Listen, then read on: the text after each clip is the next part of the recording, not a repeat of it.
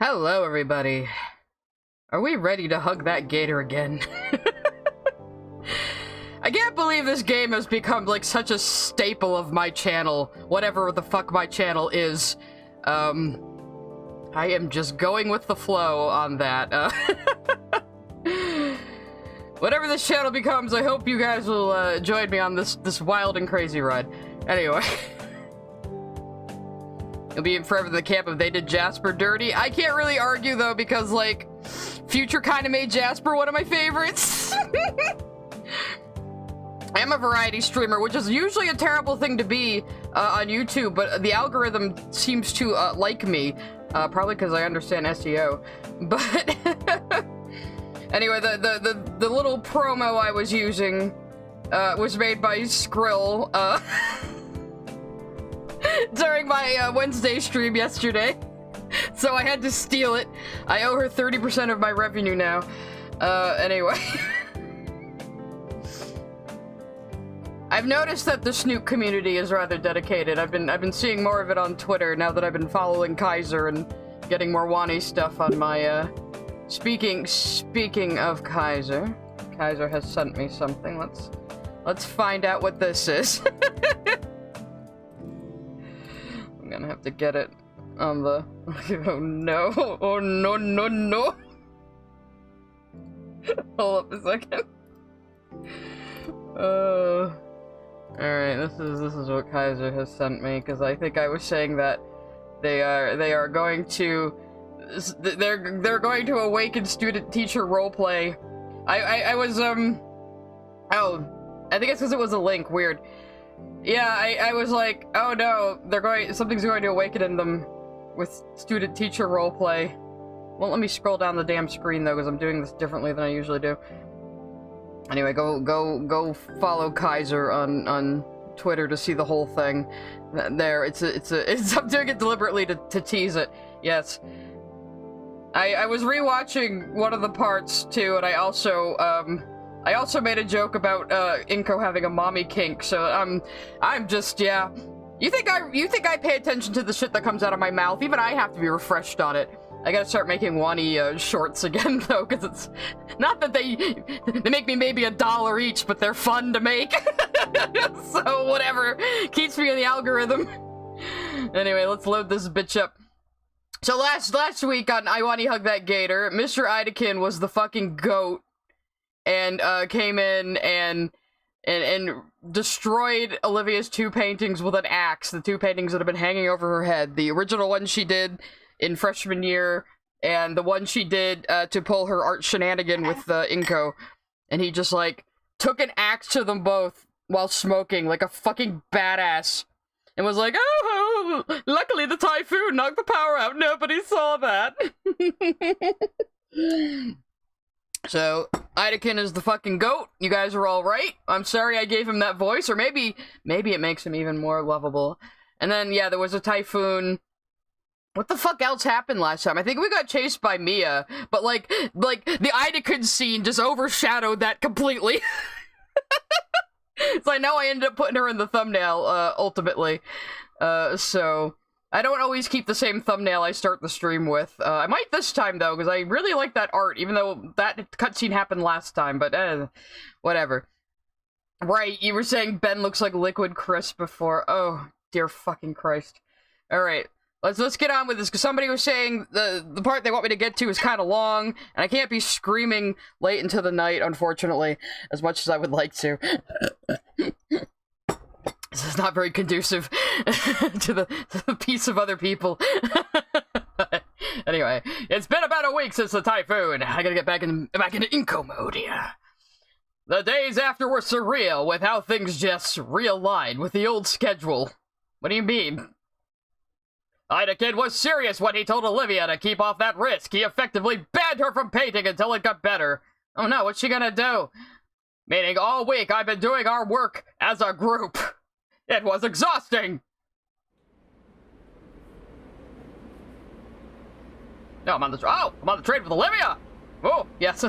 Yes, I must activate my autism mode. But today I'm pretty excited. There's a girl sitting next to me. For the first time, Olivia is actually joining me on the metro. She looks very unimpressed.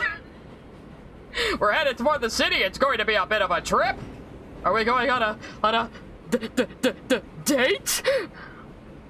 For the last several nights, Olivia has been using my inbox to store sketching ideas while her wrist heals. They are both autistic, aren't they? On Thursday, it's honest for honest. On Thursday, she even attempted sending a few left-handed sketches, but gave up after the third and fourth malformed rat. I feel that. Then Liz sent a game-changing invitation through our group chat. Her uncle has some business in the city, and he told her she can go do something with the time since it's her car. She has to drive her uncle places? Or he's borrowing her car? I don't know. So she's invited the rest of us to join her for lunch at a fancy place. I bet it's Arby's. It's got us pretty thrilled. You're here today, hooray! This is a very cute CG of her. ... Why are you staring at me? It's got me pretty thrilled. Olivia maybe understood. She didn't misunderstand. She understood. Olivia understood the order to stay off her hand, but that doesn't make her less manic about wanting to get back into painting. I'm going to lower my drawing tablet a little bit so I can stop not seeing the dialogue well. Why'd you agree if you don't want to go? I'm an introvert.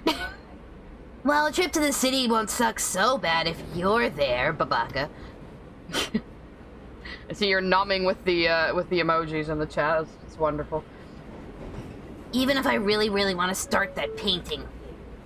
You're almost done healing. It won't be much longer. I knew it. Call me Dr. Inco, but I said you should at least wait for Monday. Yeah, he's not a fucking doctor. He's an art teacher, though. Thank you. I'm glad you like my stupid, silly-ass voices. Yeah, that too. Besides, I don't want to be around Damien while he's, you know, being Damien. Poor guy looked positively miserable when I picked Olivia up. He was pale and shaking. The floor between his feet was left bubbling after a particularly powerful sneeze. Oh, God. Has it ever been that bad? It happens like once a year. He's got fucking allergies and acid spit. It's a bad combination. I'm loving the game so far, PB Pixel. We've been having a good time with this every week for a while now. It will be 7 weeks, actually, because, yeah, this is the 7th one. How long have I been doing this? Dear God. It's one reason we don't share a room. The acid, yeah. One moment he's fine, the next he's inebriated. ... He's also drinking the purple drink to cure himself. You're both fucking idiots who need to stay off of 4chan. This car is weird. You ride this every day? Yep. This is even my seat. I knock out people who try to sit in it. Right next to the folding accessibility seat? What, you start accounting for me before we even met? Yeah, maybe I did. Probably. You probably would. Oh God, I'm canon Olivia now? Even though you guys say I sound like Ash Ketchum? Never give Damien CPR. I won't. I would rather him die, I guess. She mouths something and rolls her eyes, but there's a clear smile as she goes back to watching the passing buildings. Well, Hayes is here. If you didn't come to my art stream yesterday, I'm working on a little animated short of the time I had Inco sing Loser Baby at Olivia. So look forward to that at some point. Yeah. You're gonna see Inco, like, trying to, like, push, like, a giant triceratops off the seat, like, this is my seat! Like, not even moving the guy an inch. I don't know how I, like, have been, like 10 for 10 on fucking voices I picked. They've all been pretty random. And they're mostly just to hide that it's just me at different pitches.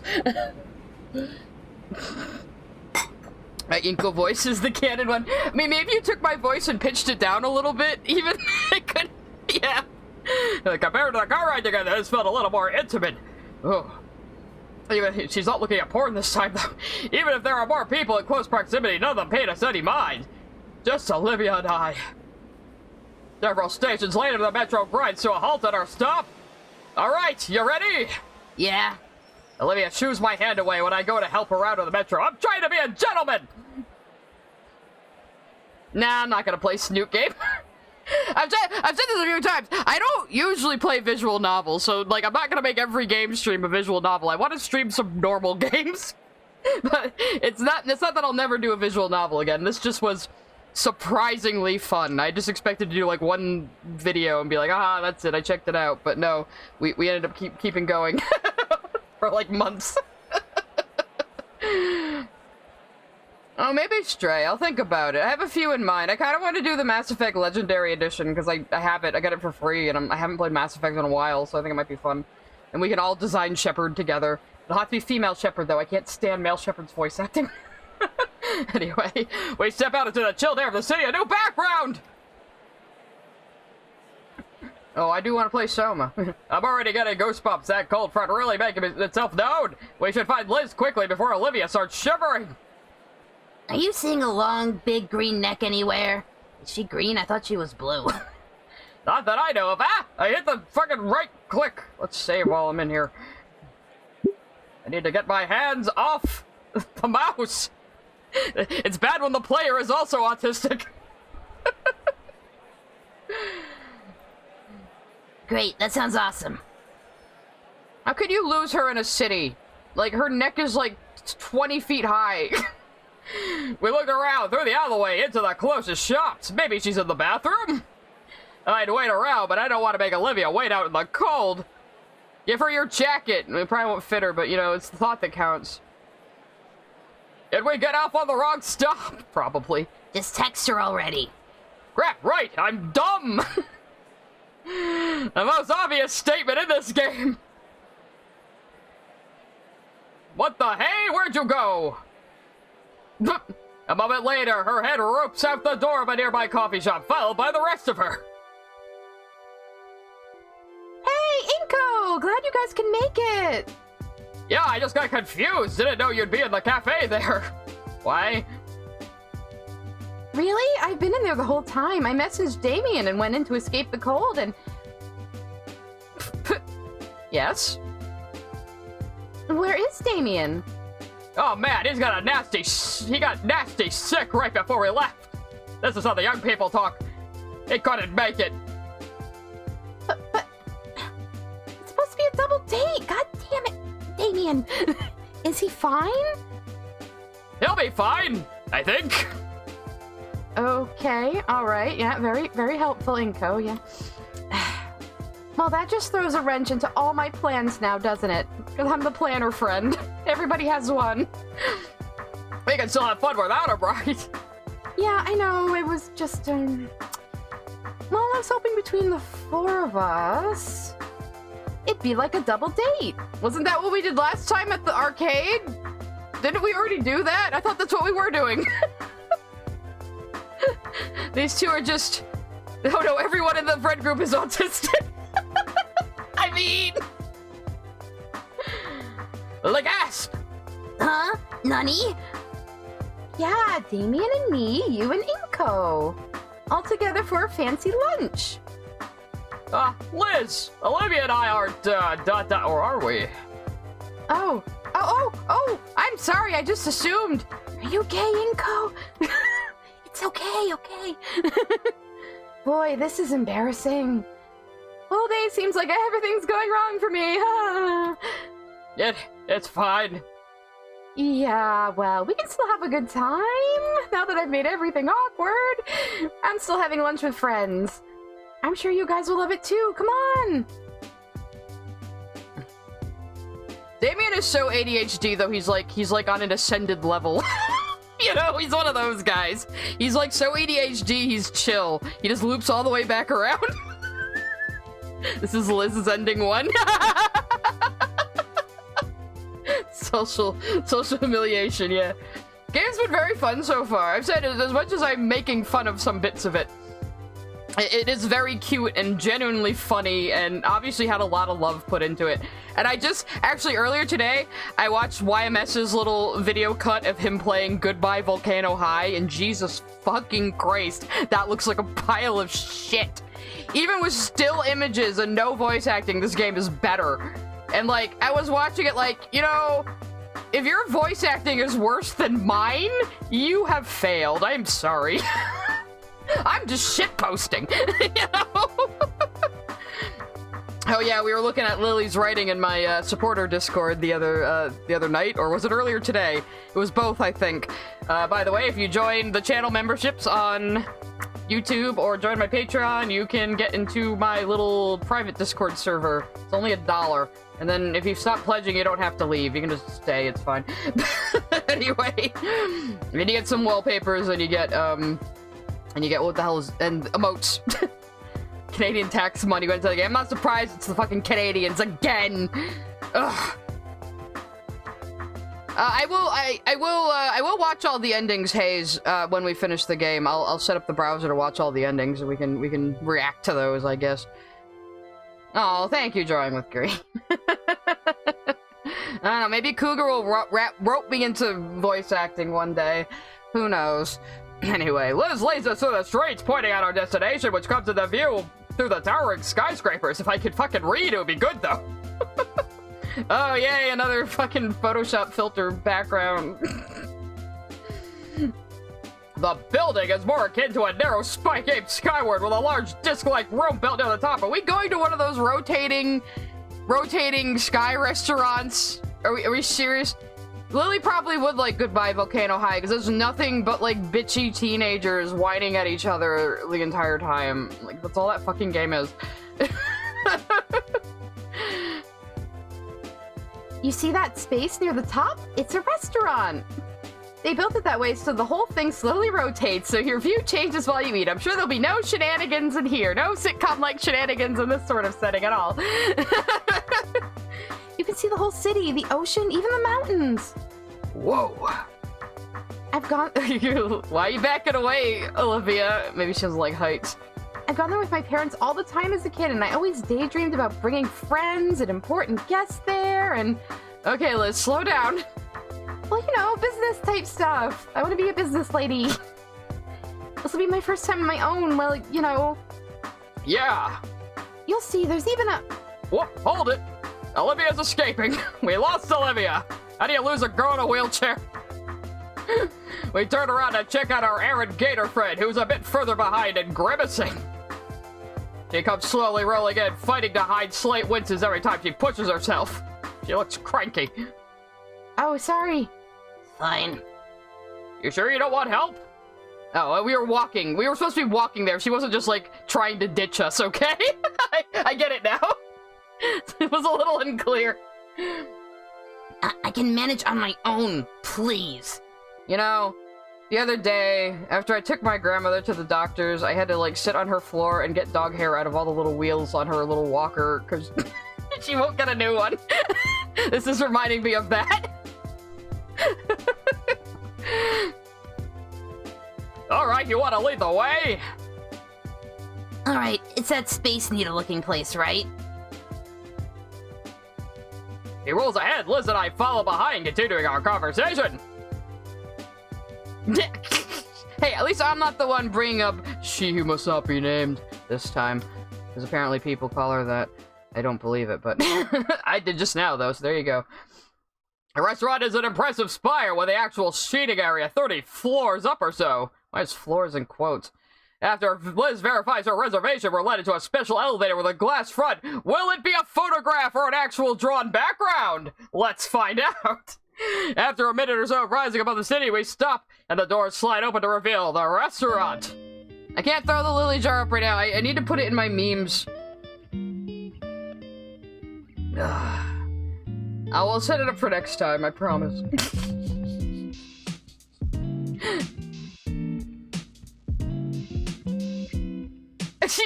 You only said that because you couldn't remember her name. That's pretty fucking funny. No, it's another photo. Okay. Surprise! Like, I keep saying they could have at least taken it into Clip Studio and just smudged it around a bit to at least make it look like a bit like a drawing. Come on. Definitely a carefully crafted place. I wonder if it'd be the kind of place my parents would bring me to if they existed. A waitress greets us and leads us to the table by the windows. There seems to be windows everywhere, but okay. One of the seats closest to the windows is moved so Olivia's wheelchair can fit in by the table. He approaches the space and stops, so maybe she is afraid of heights. The backgrounds are photos to match Inco's interest. Yeah, if this is I would believe that this mediocre ass is his photography. I know it's a small indie company, but come on, it will take you 2 seconds.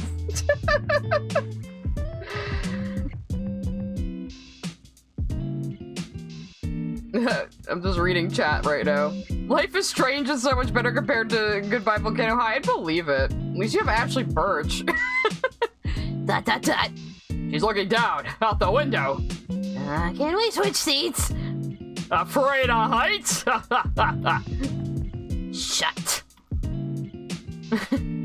A friend of mine says that to me, just shut. Doesn't finish it. Alright. I oblige, shifting the seat over so she sits by the aisle. Yes. This is very important. Am I going to end up out the window? Probably. Quite a view, huh? I love that Wani has inspired so many people to try making dino dating games. Well, it seems like Ren'Py, which they used to make this, is pretty accessible. And I mean, it's like... yeah, that's the main character moniker. His name is Inco. Inco G Nito. Because... Ow, what a fucking pun. But yeah, this only takes some pings and some writing, and you just have to be funny. You know? The reason why this game is so good is because it's actually well written.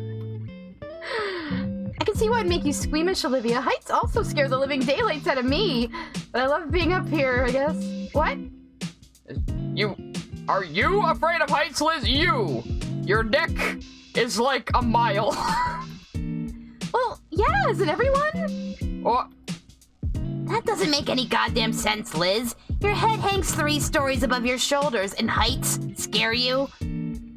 Oh, acrophobia is the irrational fear of heights, okay? Of course I know the dictionary definition. I'm the studious nerd. So of course it doesn't make sense, but still... Whatever. Heights suck. We can agree on that at least. Why did we come here?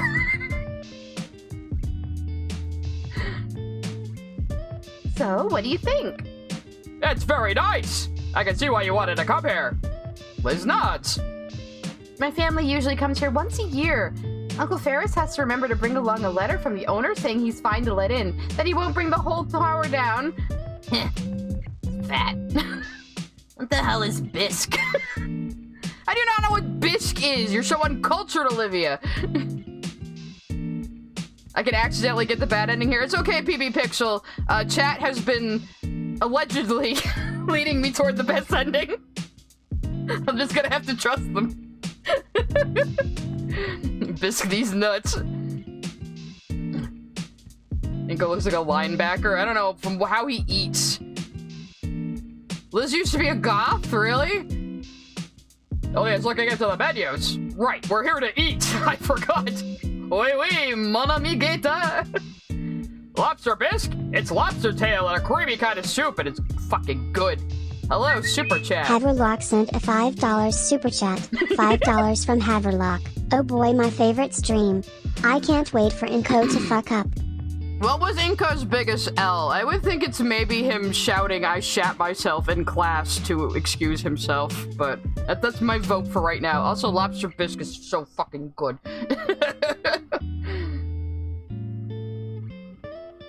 This is going to be a QT? You're fucking shitting me. It better not be. And why not call it lobster soup? Bisque is a stupid word. Fuck other cultures and languages. I looked down at the menu myself. There's all your standard options between pasta, sandwiches, cuts of meat. Some weird novelty things, but I actually like trying those. Make sure that, like, humans can actually eat them, Inco. I guess I'll have... Oh god, guys! Guys! What do I do? You are all the voices in Inco's head. Tell me, does this choice matter? It doesn't matter, okay. What do we have, though? What do we have? Double tropical cheeseburger with pineapple sauce. Fuck that. Chicken pizza. The chicken is in the crust. I would probably try that. Entire leg of cow, carnivore section, samies with Olivia. I don't think Inco could eat an entire leg of cow. Full caldera kebab. The wooden steak is even carved to look like the restaurant. I'm gonna go with the chicken pizza. That sounds amazing. This is something I would actually try if I saw it at a restaurant, because I'm fucking crazy. You sure? With onion rings! Oh, Inco, my man! My man! We are on the same wavelength right now. If you want it, I'm buying. Give me everything then. They serve breakfast all day too. I'm going with their pancake platter. This is probably what she's always gotten since she was a kid, or something. Shouldn't we try to write different types of girls? Yeah, we can't just make them all goth. Yeah. Chill, Olivia, you're not eating for two. Yet. Liz waves a waitress over and we give our orders. Nostalgia pick? That's what I just said. You got me. It takes me way back. Yes, it was a pretty childish selection, Liz, I guessed. Yes.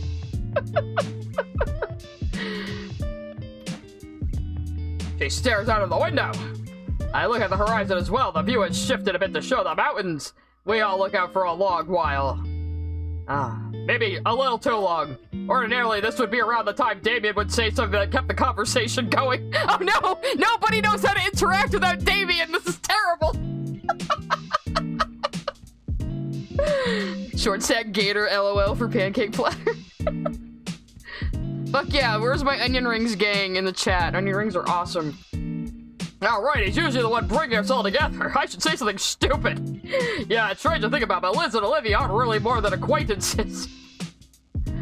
But during lunch, it's Damien that always makes sure everybody else is included in the conversation.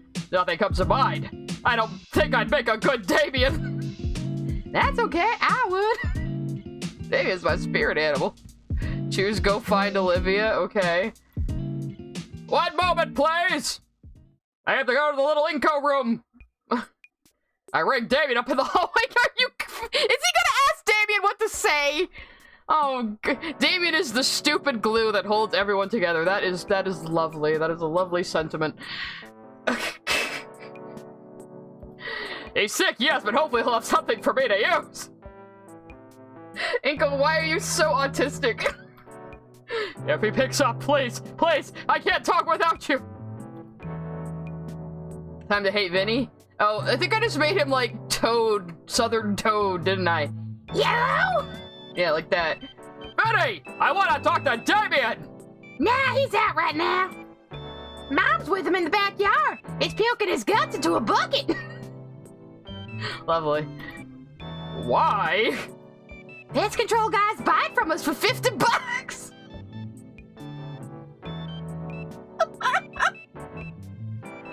Well, that's some pretty interesting world building right there.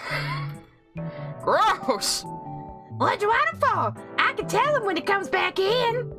Oh, why not? I wanted to know how he always keeps our friend group so lively.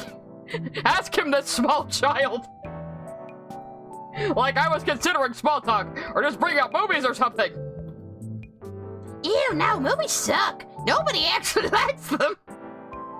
What is wrong with this child? Mia is a punk bully goth, Fang is a not a phase angsty goth, and Olivia is a presentable mall goth. Yeah. Fang definitely had the it's not a phase mom look. And it wasn't even on purpose. So, like, that wasn't even a joke. They, like, just earnestly making that character like a Hot Topic goth. Oh, God. I mean, in Goodbye Volcano High, obviously in Snoop Game, it was a fucking joke. Mr. Dino Beast, yeah. What? I'm playing Fortnite. We didn't make up a name for it. I'll turn it down so you can hear me. I heard what you said. It was just dumb. You dumb little child. Was it? Yeah. There's a pause for a moment. Movies always sucked.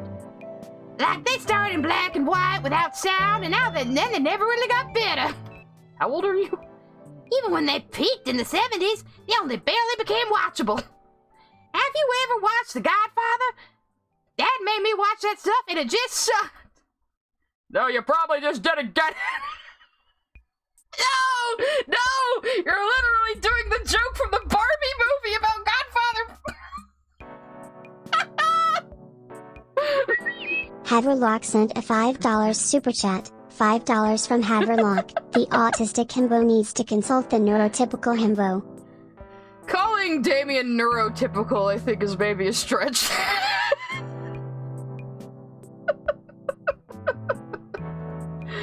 He did not just say you just didn't get The Godfather. Inco, for God's sakes, we should hate you, but you're just so lovable.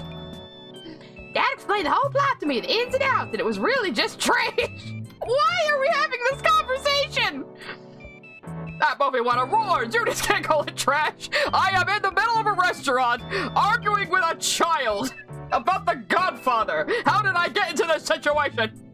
Also, his background is drawn and mine is not. This is not fair. Yeah, kid, movies are just a trash genre of content. Even the best ones are usually just polished turds that waste your time. You should watch YouTube reaction videos and live streamers. They're the real entertainment. They're the new wife. Okay, then what's a good movie? Dot. Ever heard of Mr. Beast? How about Storytime animations? This is definitely like Old Man Yells at Cloud. the dang darn kids these days. I know this is supposed to be like Vinny Vine sauce too, yeah. I have no idea what he sounds like. This is just the voice I gave the child. Oh, you've got to be kidding me! Mr. Beast is actually a very bad man! I heard it in a video essay! I'm not! Any popular content on YouTube provides more value for your time than the classics that you old people fought over, and it still sucks! I wonder how the game makers will feel about streams like mine. Yeah, is Mr. Beast a dinosaur? Or is he an ape? He's a beast? I know, or is his name ironic? Mr. Beast is just a Yeti in this world. Well, no, he's saying his dad made him watch The Godfather. You know what? My fucking dad made me watch The Prisoner and other shit like that and tried to explain it to me when I was like fucking 8. So I guess I'm not the only one with a parent who has done such a thing out there. Mr. Beast's name is a slur. Oh, God. Those aren't even movies! They move and I watch them! I mean, you can't argue with that logic, though. Not my point, you troglodyte! That's our word, Inco. As if you could ever even think of comparing that slop to the likes of Star Wars, The Godfather, and Blade Runner 2049! So I was gonna say, my kid? No, it'll definitely be somebody else's kid I have kidnapped that I would be showing Steven Universe. I'm not gonna have kids, you kidding me? I can barely take care of myself. Movies are one massive pile of doo-doo fire. But even I can sometimes make something mediocre. Or even it, whatever the fuck I'm talking about. These are billion-dollar franchises. Millions of people would disagree with this deranged nonsense. Why are we having this conversation? Doo-doo fire! Oh my god, you little rascal. Listen, you little chump, next time I see you, I'm going to wring your little neck like a wash rag. Who is this? Shit. Calm down, kill him later. Nuts, I didn't even get the advice. I'm surprised I remembered what I was even doing. I sunk back into my seat and slumped down, catching my breath. Thanks for abandoning me here with this awkward fucking interaction, Inco. You fucking motherfucker. Are you alright? Your eye is twitching. Did you pee really hard or something? I don't think I've ever been more angry in my life! What happened? I don't want to talk about it. I rubbed the tension from my face. Well, look how tense my face is. My face is tired. Fine, I can go be a good Damien all by myself. Oh, really? Inco getting to fights with children just like Sai. Yeah, it's true. I'm like constantly throwing hands at people on Twitter and finding out they're teenagers. Explains why their opinions are so dumb. So, Liz! Yeah? You mentioned when we first met that you wanted to be an art dealer, getting people the right paintings, right? How's that going? Oh, yeah, it's going great. I just got accepted into Marshland U, actually. Oh, snap! Well, time for her to rub her success in our faces again. Yeah, I finally got everything all worked out for myself. I'm going to hit the ground running once I graduate. I'm just so put together, haha. A noun from Snoot Game canonically sounds like Ryan Gosling. That's pretty cool. I'm still figuring things out. I don't even know where I am right now. You too, right, Olivia? I only got short-term goals right now. Yeah, that's for the best, though. But I'm interested in what Liz was talking about. Right. Oh, wait, no, that's not Liz. Right. I'm sure it wouldn't be a problem for Olivia to replace the stolen painting. But what was annoying was having to contact the Treasury and Administration about the broken cabinet. I mean, what even happened? Whoever did it, I wish they could have dealt with Mrs. Scalar's erratic tantrum the way I did. We're still finding glass shards all over the floor, and I get screamed at as if I'm the one responsible for it. Do they not have a janitorial staff? Mrs. Scalar seems to constantly be making the children in the fucking, you know, student council, like, clean everything for her. You cheap motherfucker, do you not have a janitorial staff? They're not... Are they even being paid? You're using child slave labor, Principal Scalar!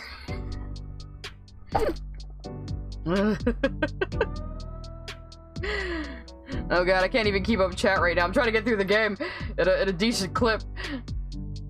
Scalar needs to put the coffee mug down sometimes, and the whiskey she puts into it. Jeez.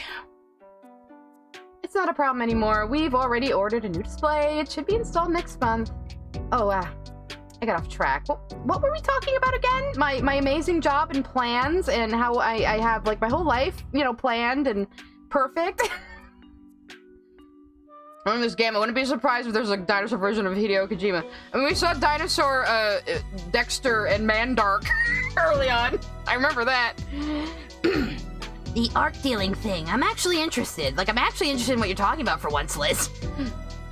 Oh, well, the plan is just to be able to open my own business. I'll start online and work my way up to having a physical location.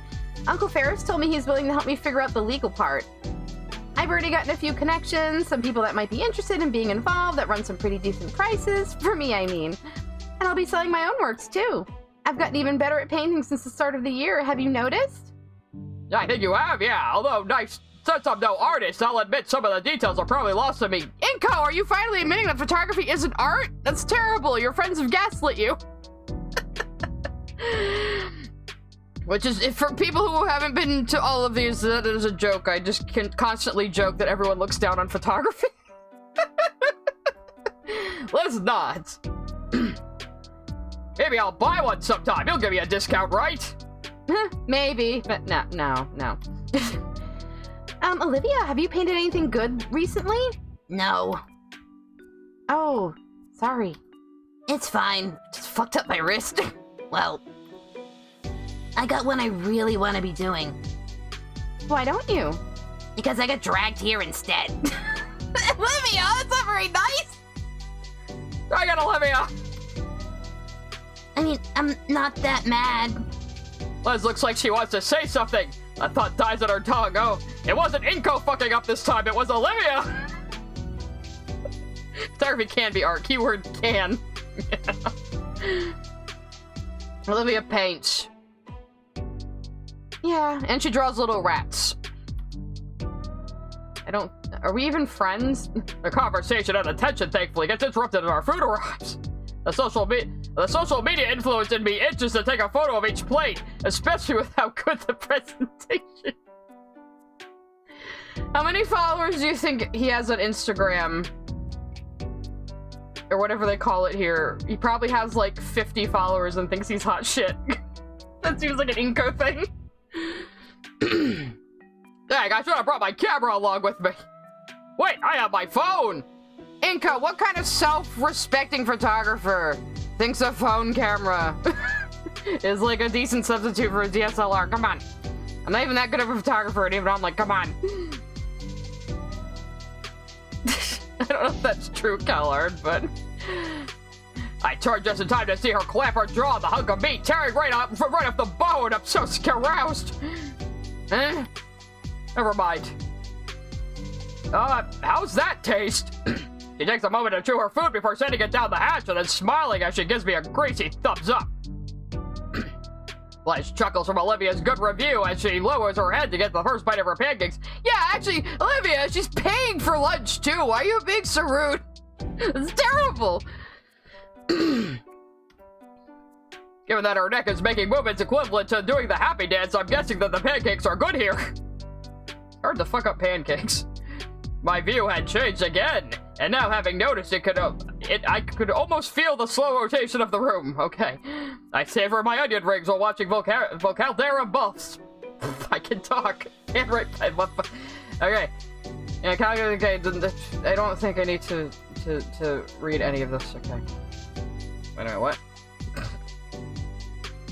Oh yeah, a separate section of my mind recalls the other panoramic city I saw, the one that is now nothing more but shredded debris. Say, Liz.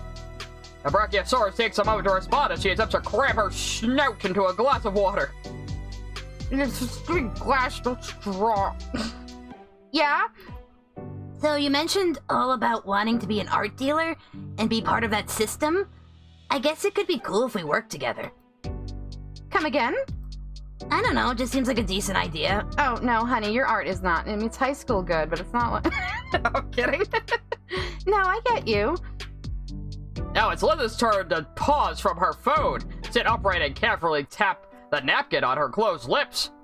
Maybe, but I don't think you'd want that, honestly. It really is money laundering. It really is. ... Exclamation point. No, that'd be cool. I'd like that. Oh. Yeah, maybe. I'm not sure. Why are you being so cagey? Is it because she was a bitch earlier? Not sure. Yeah, I'm trying to get this whole thing off the ground on my own. Without others' help, right? Like how you feel about your art stuff? That's different. Also, I'm learning that maybe accepting help is a good thing. The point is, it's important for me to start it as self-sustaining as possible. I don't know how self-sustaining just being an art dealer is, but okay. But you just said you had connections, and your uncle. Yeah, family and such, but not, I'm just conveniently ignoring my rich uncle who works for the government and, the nepotism and, I totally did it all by myself. Olivia raises that iconic eyebrow. Friends, or is it just me? Olivia, don't even start to make a scene. I have to do something! Olivia, Liz, come on, guys, can we finish lunch first? How am I making a scene, Liz? I'm just curious about your life for once. Oh, God. Well, not like this, then. I'd rather you go back to giving me the silent treatment. Oh, no. Oh, no, what have I done? No, it's all me. What's your deal? Damien and Inco want us to be friends. Here I am actually trying, and what, am I not worthy for your stuck-up... Ugh! This was boiling over all day. You didn't want my friendship before, or Damien's, for years. It just sounds like a bit like you just want to be friends now because you can get something out of it. I want to be friends, just not like that. I thought things would finally start getting good. Olivia, there's lots of people less fortunate than you. You have the support of your friends, all the offers. You can't blame me if you just ignore both. Liz, Let me finish, please. I'm not mad. I'm just disappointed. I envy you. I admit it. Anyone would. Effortlessly getting that attention and help. I hate it. I know. And I know it's wrong. But that's what I've been thinking for a while. I see all these things you have available to you all these years, and you just take them for granted, unlike me with my rich uncle. I just think it's a wasteful way to live. You're a waste, Olivia. You're just a waste. Yeah, that children first I had to get in arguments with. She's just going to get in arguments with herself. I'm literally arguing with myself right now. Fun fact, a recent study found every billionaire under 30 inherited their wealth. Well, golly gee.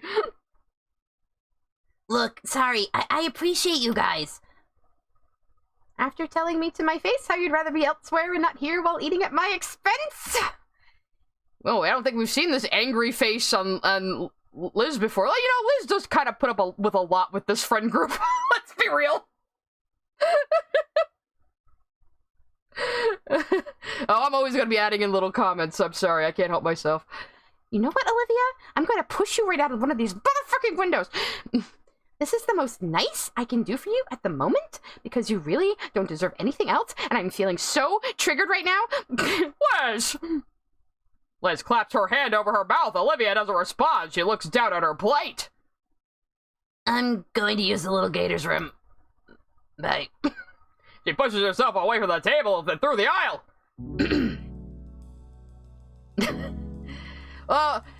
SG, some people have been asking me if maybe I just dub my own comics. I'm considering it. Who knows? Like I said, we're going wherever my channel goes.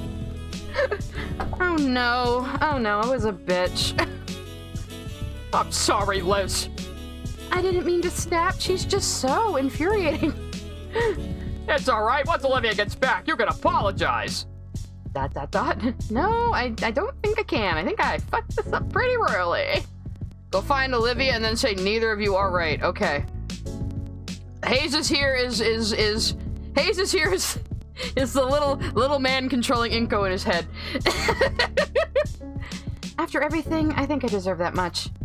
Good God, the brief was to just get these two. Yeah, the brief. I guess I was briefed by Damien. The brief was just to get these two talking and have a good time, and it's like a grenade was thrown into the table because they're both idiots. Wow, I'm a terrible fucking Damien, let me tell you. Liz? Yeah? Why didn't it work? Why didn't what work? I know you two aren't on the greatest terms, so I tried to keep the conversation going. So it wouldn't get awkward and nobody would get left out like Damien does. Aren't I adorably autistic? I feel like this was somehow my fault. But, how? I did everything I was supposed to do. Did you? I don't think you did anything wrong. Unless maybe you were arguing on the phone with a small child. That might have been a little wrong. Why does this never happen around Damien? Good question. I don't know. He's like a chaos entity. Liz picks at her plate, popping the yolk over on her over-easy egg. She had eggs with the pancakes, I guess. She's probably not in the mood to I don't know what to say right now. I can't even talk. Are you also a social media influencer that's friends with the anthropomorphic dinosaurs and a kid who hates The Godfather? Olivia wouldn't like me prodding right now either. There's no options. I try to think of something to do, but nothing. I can't think of doing anything at all. Not without making someone uncomfortable, or worse, them getting mad at me.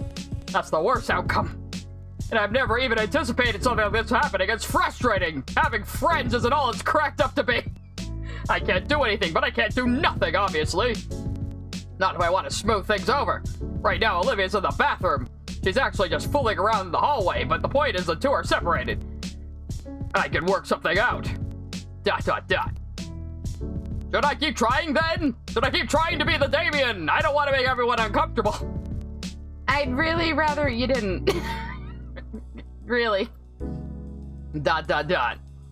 Okay, so I go find Olivia, right? That's what I'm doing? Yeah, I don't think we need to continue prodding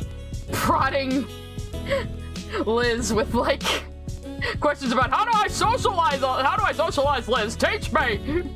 Alright, we'll go find Olivia. I too am going to the little Gator's room! But a heavy breath escapes me as I stand from my chair.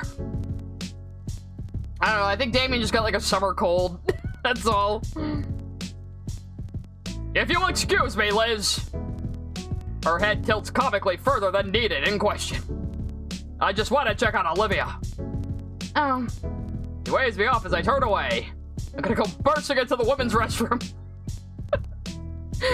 Making my way through the restaurant, a part of me marvels at how I don't even feel the room spin. Kinda makes me feel dizzy, honestly. But it's just mental busy work to distract myself. After all, I have no idea what I'm gonna say to Olivia. Chat knows, though. Chat will help me. Hey. Did I ask her how she is? Inco? Why are you just, like, standing there staring at me? Well, I'm on the spot now. Hey, I just came to see what you are doing. I thought I had more time to think about things, but instead, peeked by the restrooms, Olivia was... Why are you here by the bar? I wanted to see if they'd give me a mimosa. What? A what? Mimosa. You know, like OJ and champagne? That sounds disgusting. actually. Olivia, you can't drink, pouty face! Says you. I do this all the fucking time. You take a long slip from a glass flute when filled with orange liquid. I make the slap it out of her hand, but her tail stops me. I'm joking, jeez. This orange juice, probably. It's like you, Inco, a virgin. Snap! Got him! I think Inco is definitely the one who was hurt the most this night.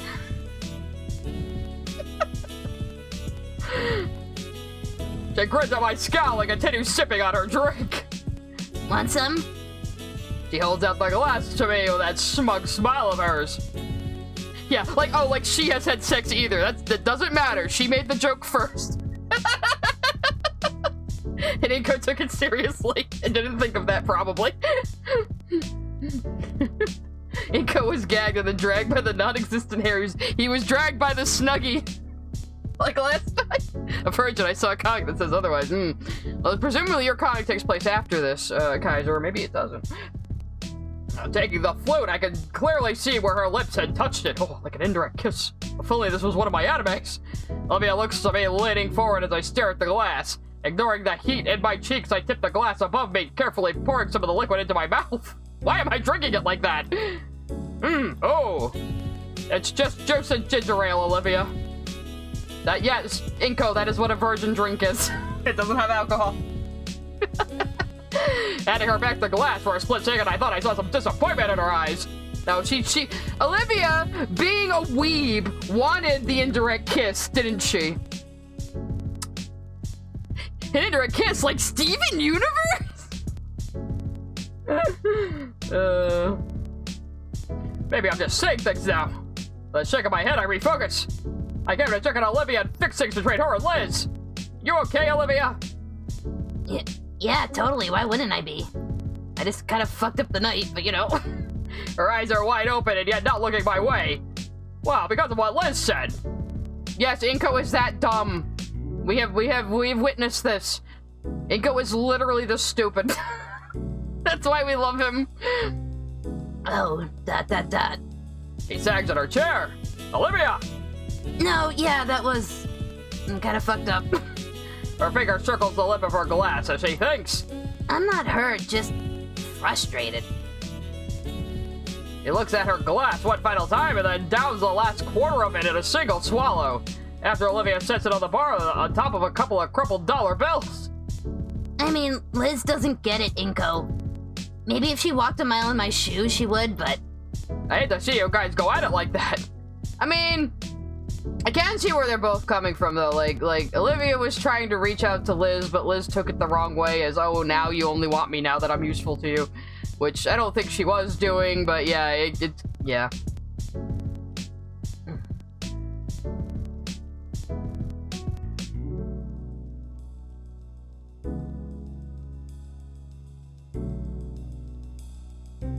Did we make the wrong choice? I don't think we did. Choose ask. Okay. Okay! Yeah. Maybe it's been a long time coming for me, but who cares? I just want to get the best ending because it'd be most enjoyable for chat. So, a long time coming. I know she's been a bit frustrated for a while. Probably been holding all that in. I've been kind of a cunt. Doesn't mean I want to hear it, though. All the time I've known her, she's just been so far ahead of me. I think she's far ahead of some adults even. I wouldn't worry too much about it. She's just one of those people. You heard her yap about how her art's getting better, how many connections she has, and how it'll get her $1 billion or whatever. I'm the better artist, but I don't even know how to start getting my crap together like that. I look at that chasm between us, it just fills me with dread. Sweetie, that's where you get an agent. That's why you get an agent. Or someone like her who's an art dealer. Who does all that shit for you. It's just jealousy. I know it. Yeah, imposter syndrome is a bitch of the game. You are correct. It's just been getting worse every time she mentions getting further in life. Well, I can't even convince myself to try. It's different actually getting her upset at me over this specifically. Just mention being someone she'd consider a real acquaintance and she blows up like that. Yeah. You want to talk about it? No. You sure? Is that what you wanted to see me about? Partially. The other part is I'm a bit confused. As usual. I wasn't expecting things to go the way they did. So I came to see you to ask for help to make this right. Uh-huh. Well, I'm not apologizing, if that's what you mean. ... Is that what I mean? Okay. I ask, right? I ask her how she deals. Okay. Ask Olivia for help. Ask her how to not be autistic. I don't think we're gonna get the answer, but no, that's not it. Rubbing my scalp to help my thoughts flow. Gotta warm up the old noggin. Gotta get the brain going. I just let my words come out unfiltered. Oh god. It's like me on stream. I'm serious here, Olivia. I need some help. I have our full attention now, and my words just keep coming. I feel like I did everything right, but it went so wrong. I tried to do it like in the TV shows. You and Liz got into an argument, and I thought it wasn't heated. You got hurt, and although it wasn't heated, it was a little heated. Come on. And choose neither of you are right, okay? That scares me.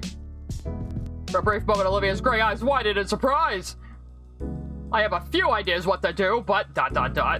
Nothing that won't make someone upset. Or worse, get them mad at me. That's the worst thing here. Heated gamer moment, yeah.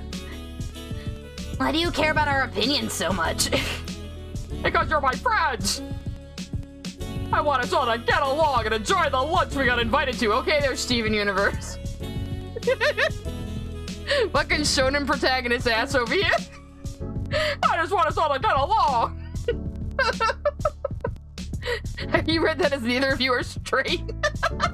No, that's Goodbye Volcano High. Smoother head, smoother brain. Excellent.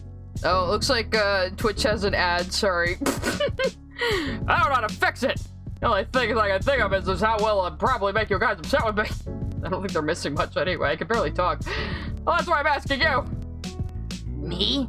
Inco, you think I know how to fucking socialize? And keep friends? Inco's doing talk no jitsu on her, yeah? You're self-reliant. Yeah, that's what we're gonna call it. You're strong in your stance and never accept help on account of your condition. For the longest time, that confused me. Well, it still does, but you do it. It confuses you? I've explained this to you, you fucking idiot. Well, it's like others are willing to give, and giving feels good. I can give it to you, Olivia.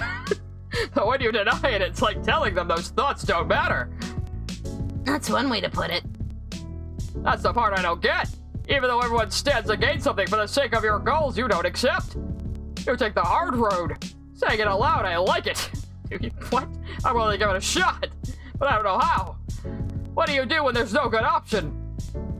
Wow. Well, thanks. I think that helped. I don't know what the fuck you were even saying. I'll put it this way. Inco's Alvis, I mean Inco's the avatar, yes. Inco's our avatar. This part is badly translated in the Spanish translation. Aw, it sucks. And it'd make an alcoholic happy to give him alcohol, even though it hurts him. But sending him to rehab, that's painful. It's not a happy journey to make. But it's good for him. Absolutely, that's my point. I've been watching a lot of Breaking Bad, by the way. Don't worry about making others comfortable and happy if something needs getting done. In my case, that means ignoring the help because my own goals need to be done. If it makes someone uncomfortable, then that's their problem, not mine. When something needs doing, you just gotta do it. Just do it, Nike.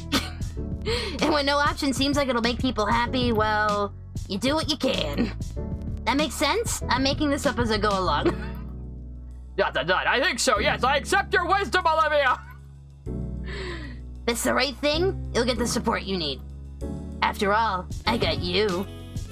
And even if you don't, standing alone for your standards is cool. Is it? You be trying, and that's what matters. Yeah, that's the message players miss with costumes to get the worst ending. So yeah, like, what is it? Like, does ending one, it's like punishing you for, like, being too forceful or too typical of VN player or something. I'm not sure. But we'll definitely watch the other endings after I finish. Whenever I finish. It's probably gonna go on for like 18 parts or something. Because I'm so... Because I interrupt myself like this. Anyway, thanks, Olivia. Hey, you're welcome. Saying all that out loud has helped me understand a few things, too. Maybe we should actually, like, you know, like, talk about our feelings and shit. Wow, this seems to actually, like, do things. You ready to head back? I have an idea of how to smooth everything over. I am very confident now. I'm totally not gonna fuck this up. Sure. I'm curious what you have in mind. Even if you think I won't like it. This music is pretty smooth jazz in here. I start heading back to the table. Olivia follows close behind me. Hey, you guys are back. You didn't fucking ditch me. Yay. Everything good? All cooled off? Yeah, everything's great. I want to give my 2 cents, try to resolve everything. I will be the Damien today. Both of you... No, wait. Is it both of you are wrong, or I can't decide? It's both. Okay. I'm going to both sides this. I'm a centrist. Inco would be that kind of guy, too. I take a deep breath. I don't really want to have to do this. Olivia watches carefully. She talked me through this. I can do it. She won't stop being my friend over this. Get over yourself, Inco. Socialize, Inco. Just say what needs to be said. I think you're both acting silly. Bro, beautiful. Tear-jerking. Really? Both of us? I didn't know that trying to get you guys conversing would make these sour feelings come up. And that was my mistake, my bad. But it's just ridiculous. You're acting like teenagers. Liz, I get if Olivia was a shut-in and didn't open up to you back then, but that's clearly not the case anymore, is it? ... That was a question! No, I guess not. And what use is holding a grudge? Accomplishing your goals on your own is fine, that's your prerogative. But when you say Olivia is just treating you differently because she has something to gain, you know that's not right. ... Yeah, okay, I was being a little cunty, I guess. Olivia, I hate to say this, but you have been pretty thoughtless here as well, and silly. Liz is trying to do something nice for us, and hey, we all get to have a nice dinner in this crazy place. It rotates, Olivia. I've never seen anything like it. It's dinosaur magic. When you say you'd rather be home painting, it's not just insulting Liz. It tells me you'd rather not be here with me as well. I love how much you've opened up to us, Olivia, but it seems to me that both of you just refuse to see eye to eye. Too much pride going on. And it's not even June! The sooner... Maybe it was you're both gay. Or you're both that straight. Yeah, this is our man. The sooner we stop trying to get the other to act the way we think they should, the better. And I thank you for your advice. I hope you won't be mad at me for saying this. Thank you for coming to my TED Talk. Just please, be a little more considerate. ... That's it. That's it, I'm done. It's over. No, Inco has the exact same level I give him in his own head as well, of course. I'm an iPad kid, but I'm not this cringe or tail about making people talking to people as this man. Inco's just he's something special. Yeah, remember he watches essays and movies rather than watch it. He doesn't even have his own opinion. It's true. That's why he needs to ask everybody else what to think. I'm sorry if I went too far. You know, calling you silly and all. You're right. That's a little eloquent for such a little argument. Well, it was bothering me. And it would have turned into something more given time. I'm very wise. All right, that's fair. I appreciate the effort. That's what you had in mind when you asked us for advice? Or when you asked for advice? Yeah. I figured it'd be something a lot worse. Like the roast of the century you've been holding in against us. I was kind of looking forward to it, actually. But if that's it, that's also decent. You're usually pretty thoughtful, so I guess I can see how that was a lot for you. You're definitely thoughtful.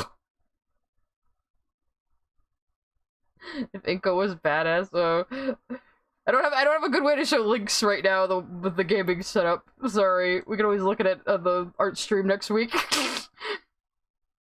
We're nearly adults. That's not going to bother us. At least it shouldn't, huh? I'm surprised at how childish some adults can be. Oh, darn, are you good? Yeah. Thanks, Inco. Thanks. Aw, it ended up nice, though. Oh, and much better than expected. Usually everything goes catastrophically for me. What if Inco did Inco puts a boombox on the table and just starts rap battling, like roasting both of them. Everything settled down, we finished off our meals. Well, Olivia finished our meals. Liz had noticed it first when one of her whole pancakes simply vanished.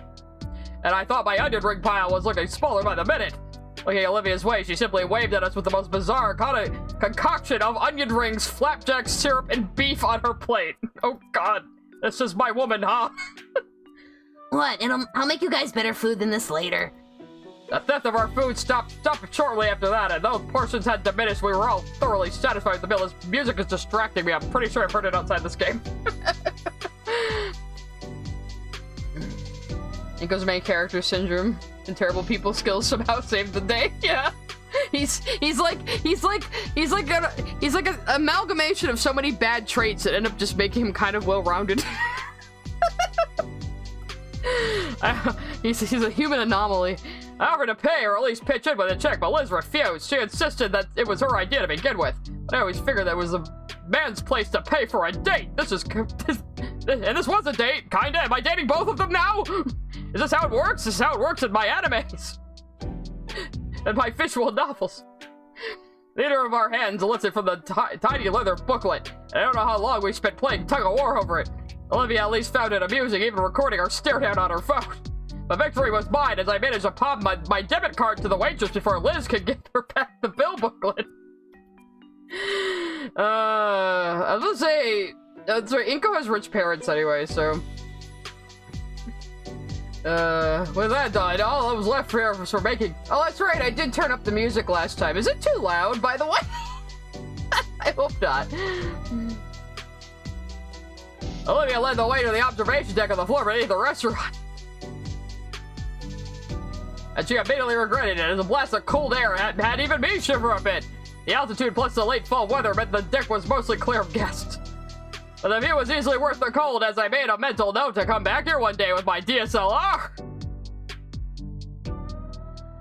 Plenty of people will fight, saying, no, let me pay, you know, you got us out here. No, let me pay, I invited you. No, yeah.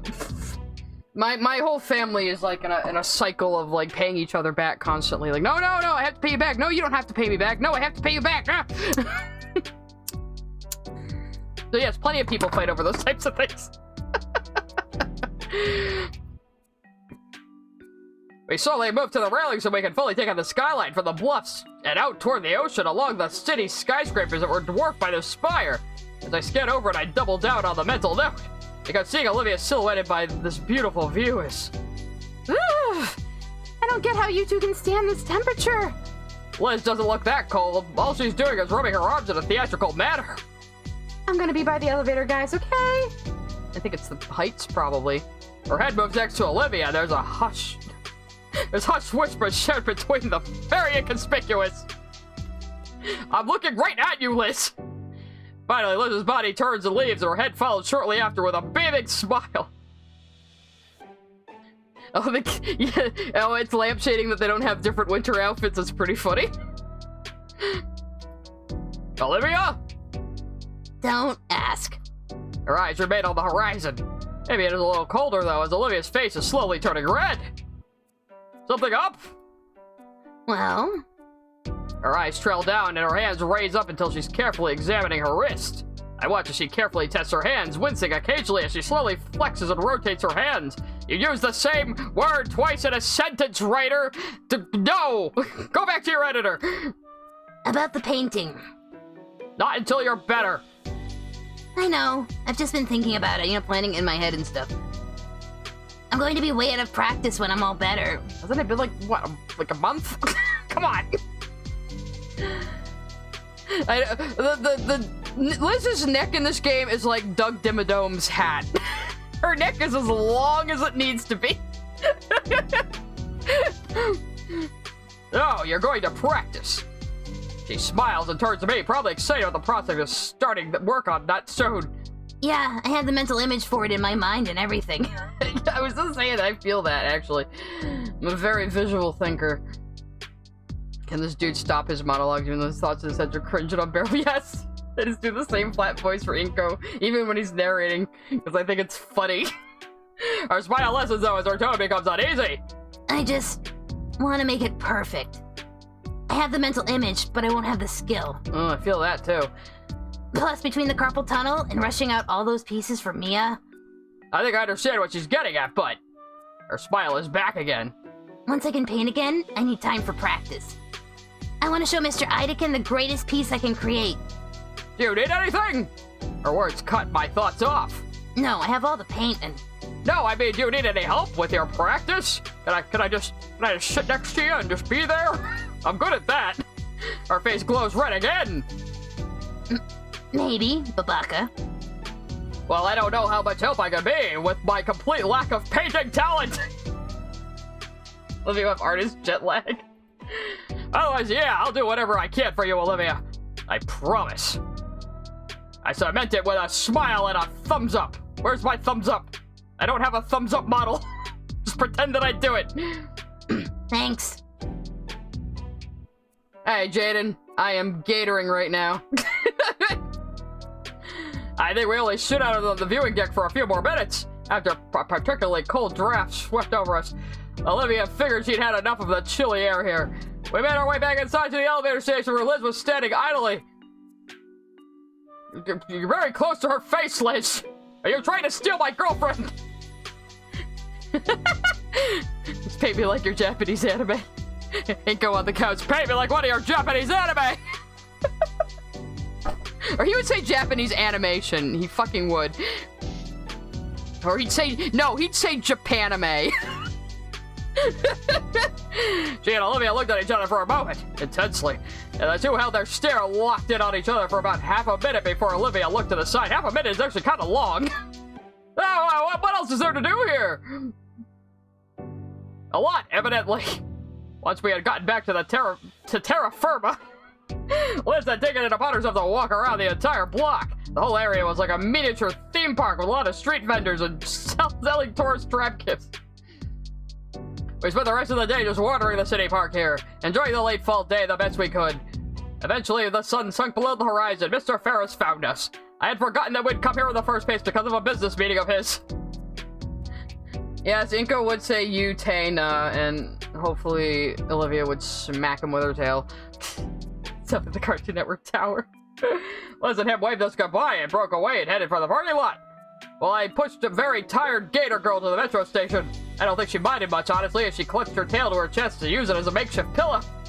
She looks so sweet like that. A perfect background for my phone. I can take photos of a sleeping girl and put it on my phone. That's not creepy at all. She must never learn of this, though. Well, if you put it as your phone background, she's gotta see it eventually, you dipshit. Because I don't think I'd survive. But it'll be worth it. ... After going home that night, Olivia texted me all night and well into the morning. We ended up talking about all sorts of things. Mia, our art, various shows, just about everything. Never seen her so excited before. For someone with sore hands, she sure types fast. What if she's doing like voice to text? For someone that doesn't much like talking at all, she sure types a lot. I certainly can't keep up. And when she didn't want to talk, she sent more doodles and sketches. Does this mean she likes me? Sleep wasn't really an option to my end either. And Guts' doodle ventures were quite entertaining to read. Since then, we've been texting more every night. Oh my. Not as much, since I do need my sleep. I need my beauty sleep. Look at me. Right now, I'm just waiting for art class to end. Mr. Triggums, who I don't think we've seen on screen, is apparently one of those substitutes that demands... Oh, that's a substitute. That's why we haven't seen him. It demands complete silence until class is over, but doesn't take care beyond that. And even though I'm sitting about 2 feet away from Olivia, we're having to text each other. Shouldn't text in class. She's quite the storyteller with these doodles. Like right now, as I try to keep up with the tale of Guts riding a... What's he riding again? He's piloting the main golem from Gundam Finn. She crosses... Well, no, it's Guts her rat. Okay, so I was gonna say, she's not crossing over Berserk with Gundam. Okay, let's at least... Yeah. A giant roller for one of the shows she's been wanting us to watch together. One of those Japanimes. I mean, we could. I totally want to. I kind of like Voltron. Just as Olivia and I sitting side by side on my couch. Maybe we're getting tired as we start leaning against each other. I could even offer to keep her warm. I've been trapped in my fantasies. Bzz, bzz, bzz. Whoops. Catching my phone on the precipice of my desk, I see that Olivia sent an even more detailed version of the previous Guts drawing. And this is why, for how dumb as it is, Finn is still fun to watch. I don't get it. You almost didn't get your phone just now. If you'd watch it, you would. Angry rat. This is the part in the story that happens in every chapter regardless of your choices. Huh. Okay. Because this, I don't know, this seems kind of sweet though. You know? Like Gundam Wing. Yeah, I admitted that Gundam Wing was like the only one I've actually seen. Are we close to the end game? Okay. One day, baby. Only if it's with her. One day, yes. Ah, crap, teacher. Don't want to lose my phone. Okay. After a couple of minutes without any alerts, I accept that the Gator girl really is done for now. With a quick look at the clock on the wall, I figure we got a few more minutes before I absolutely must hide my own phone.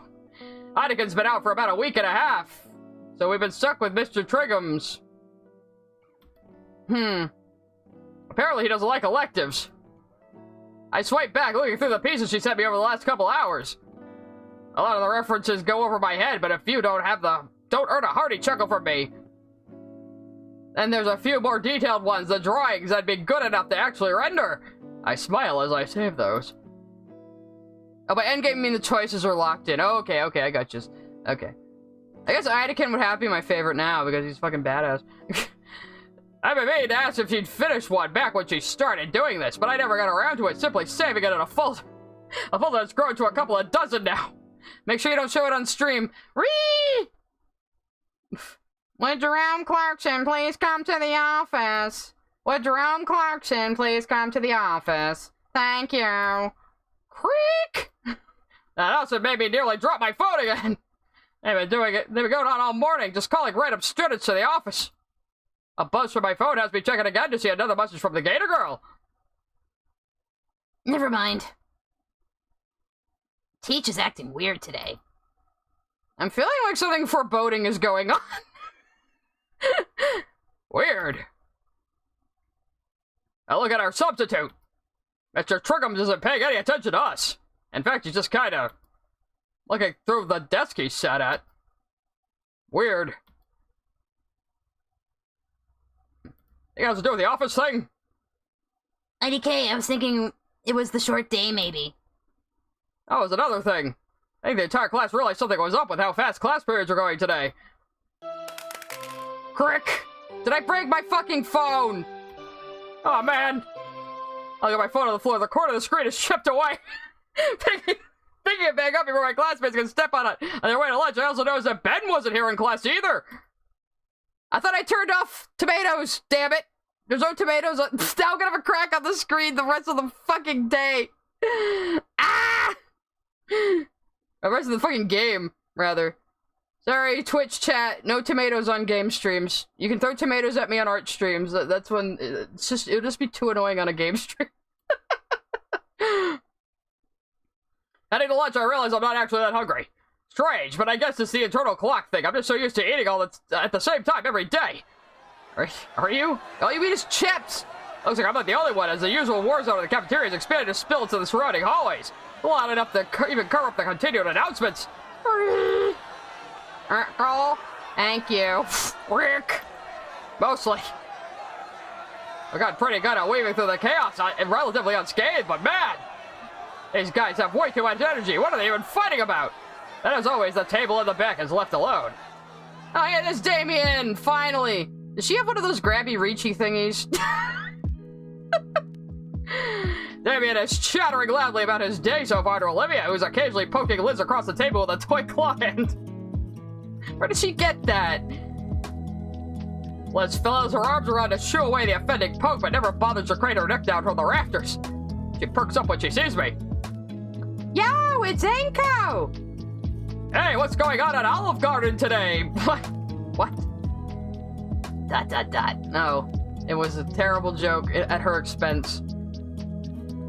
Whack his noggin, please, for that pun. A meter stick falls on my head. Ah! It's just a joke, a quip, a jape. How long did it take you to come up with that one? A week. About 2 in the morning last night. Whack him again. Hey! Best $10 I've ever spent. That was $10. It looks like you got that at the fucking arcade.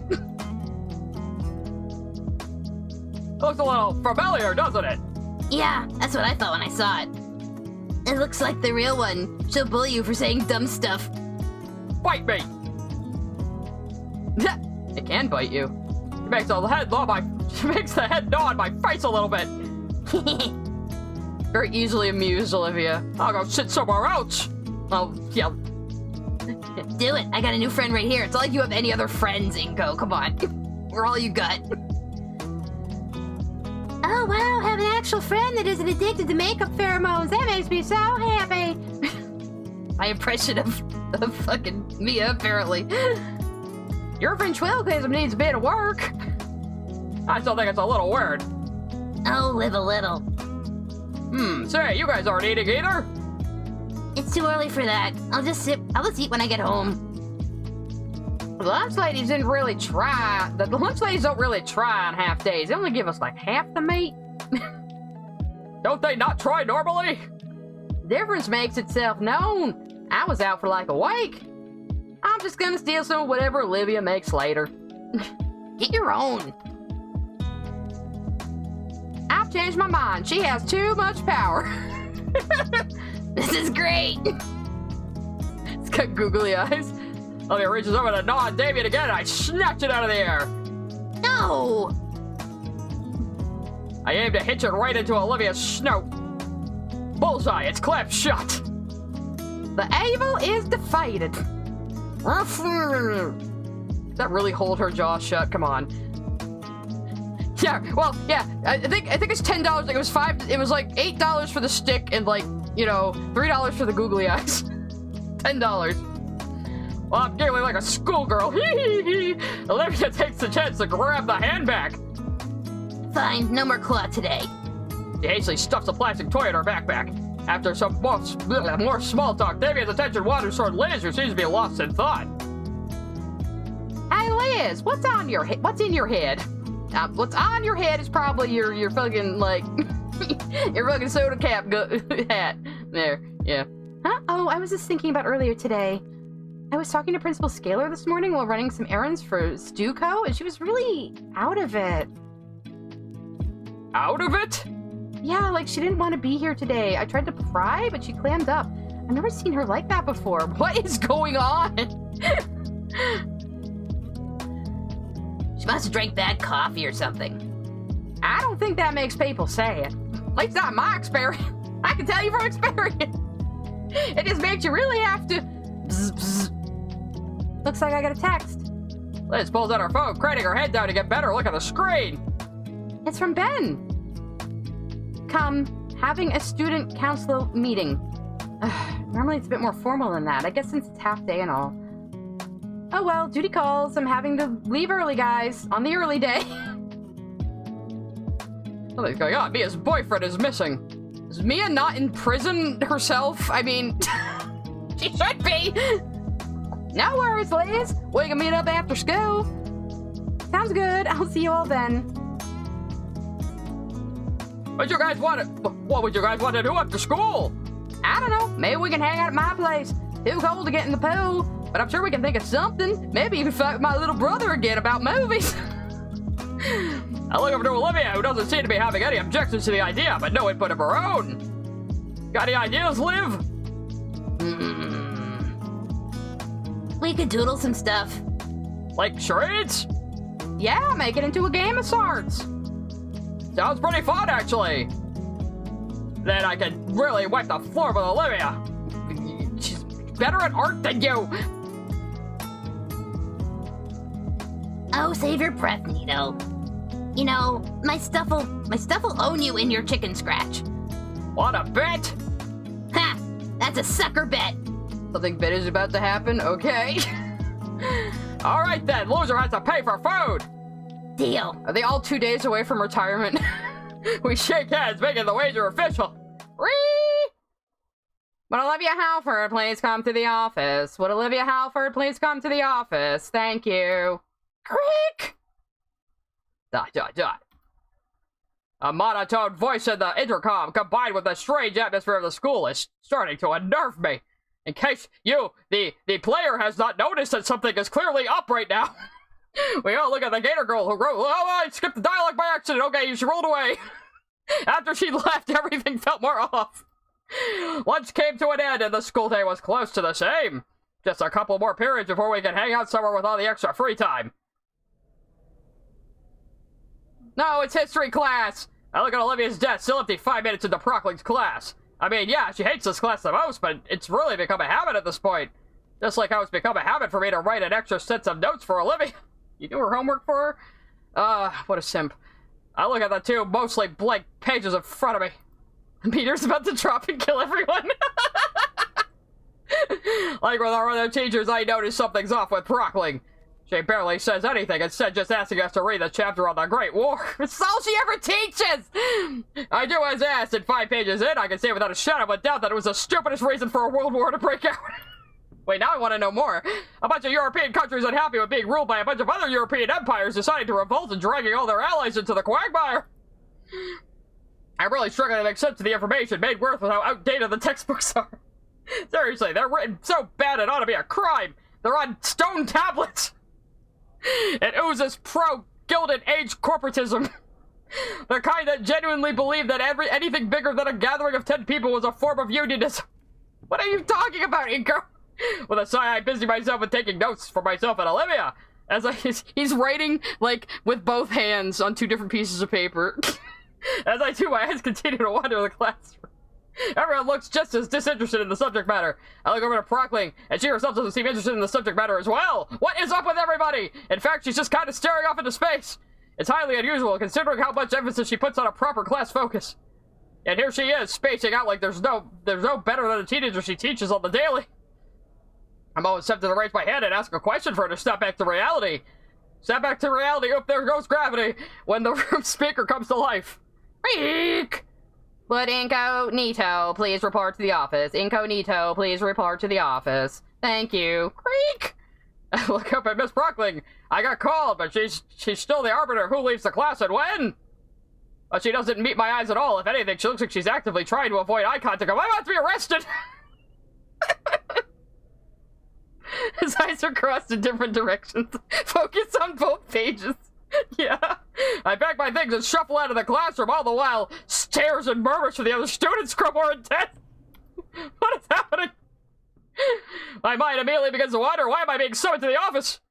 Well, I sure are calling up a lot of people. Maybe it's related to 2 weeks ago. Ah, the same one hallway. The only thing keeping me company on my march to the principal's office is the sound of the rubber soles on tile.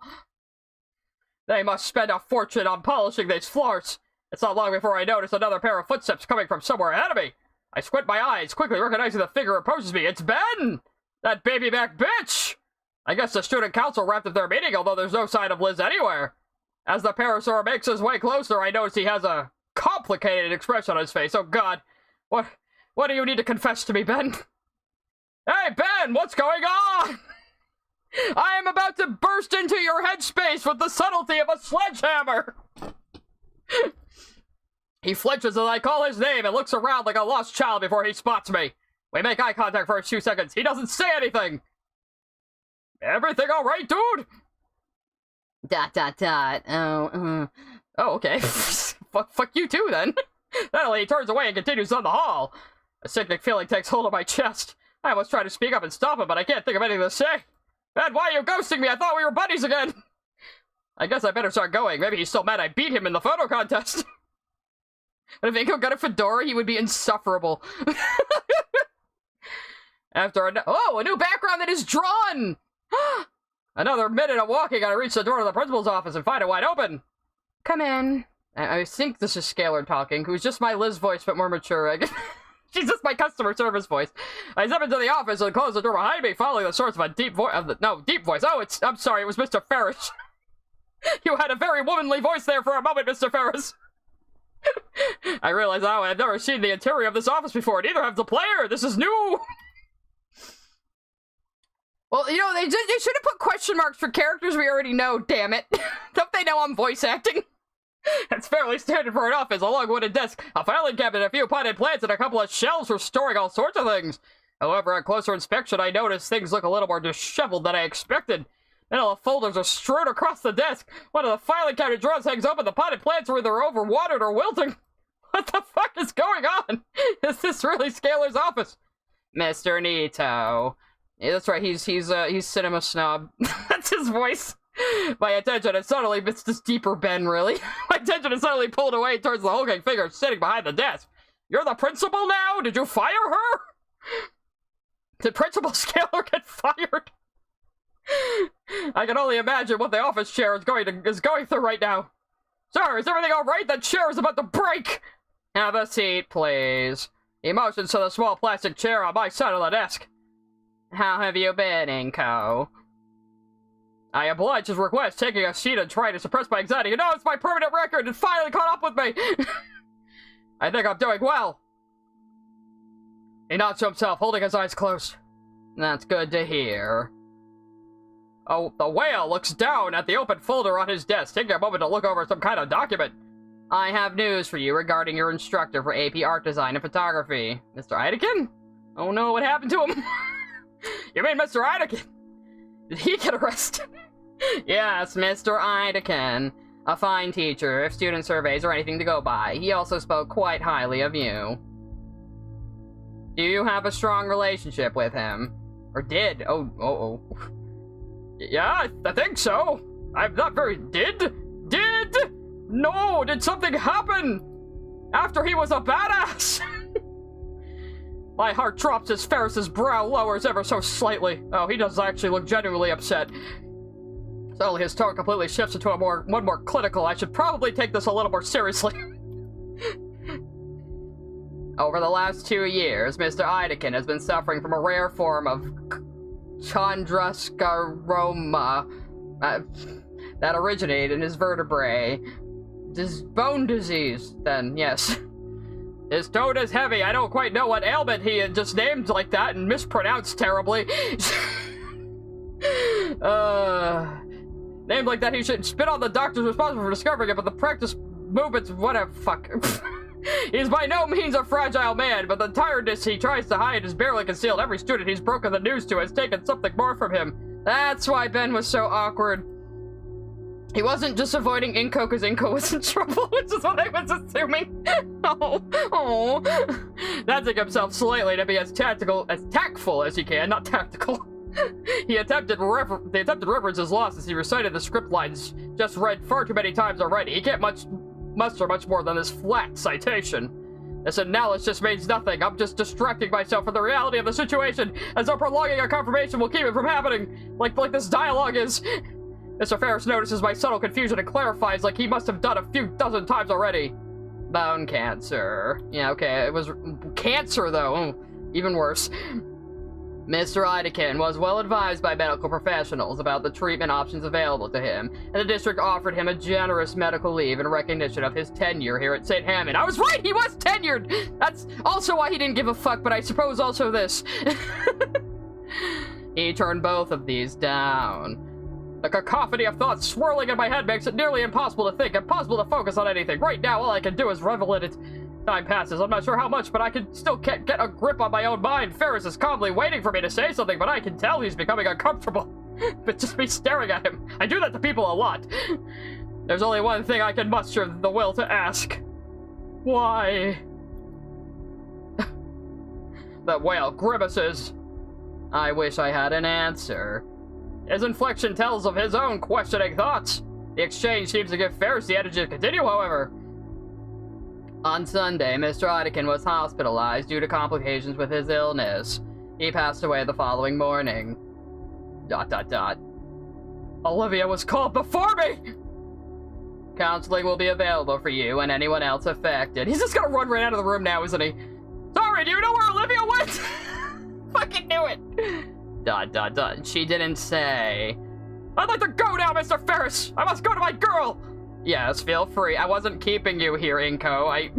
You weren't paying attention when I explained that.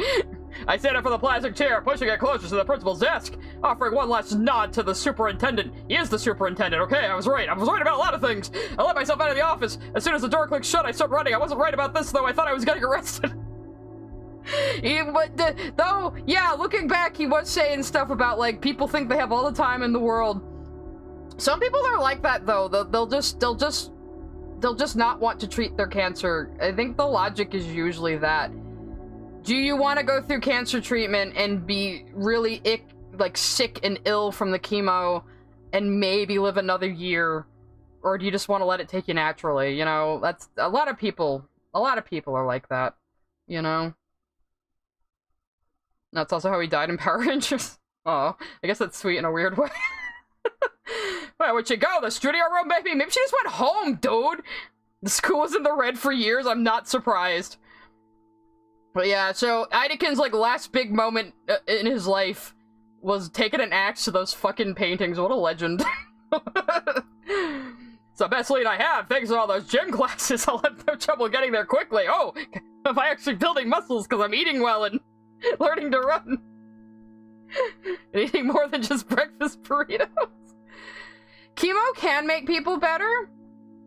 Well, it fights the cancer, but for some people, like, the treatment can be almost worse than the symptoms, you know? So it depends on what people have. I don't want to get too deep into that, but I've known a couple people who passed away of cancer. You know, I'm just kind of talking from experience. My new destination takes me up the main staircase of the school and into the second floor. It's not long before I'm staring down the hallway of Iadakan's classroom. I breathe. You know what? Especially when he was flinging the axe. You know what? His gravestone needs to be him with the axe, just like a statue. Come on, Olivia, make it happen. You both can learn sculpture. I breathe a sigh of relief as I spot Olivia in front of the door. Oh God, what am I even say to her?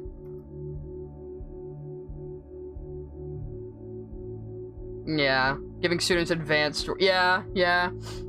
My thoughts come crashing to a halt as I see another dinosaur beside her, gesturing manically. Oh no. Oh good, I thought it was gonna be Mia for a second. I was like, don't you fuck with her today, Mia! Ben! You're still backseating? You're backseat. Yeah, you're all backseat gaming. You're helping me. From the outsider's view, it looks like Ben is trying to talk her into something. But there's such a stark contrast between their modes. This is my last choice I have to make? Okay. I suppose Ben is mourning too, but maybe he's just handling it differently. Maybe just go talk to them! That's the plan I have in mind. What do you think of it? I told you Ferris's voice was just deeper, Ben. Olivia? ...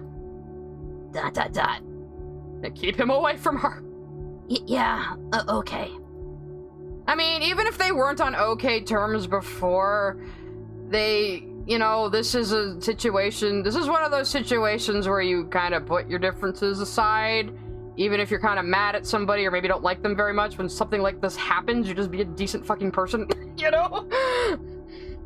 Olivia's reply came off weak and unfocused, like she wasn't talking to Ben at all. Yeah, I'm not surprised. And I count on you to be part of it. Is he already planning a memorial?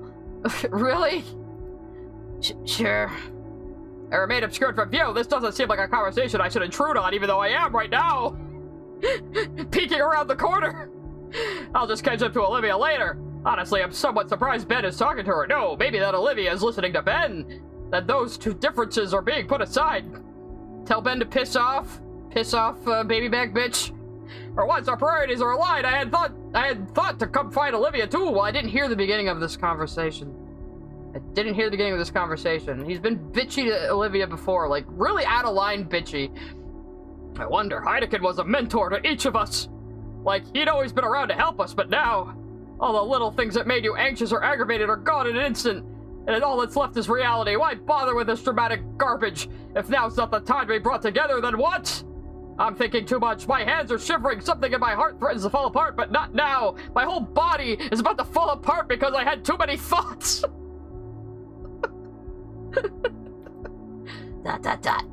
Her voice was too quiet for me to hear. I think she was saying ... But whatever she'd said, it wasn't what Ben wanted to hear. Olivia, I need to know that you're with me on this. Bitch, you just, like, burst back into her life, like, right after her mentor died. I mean...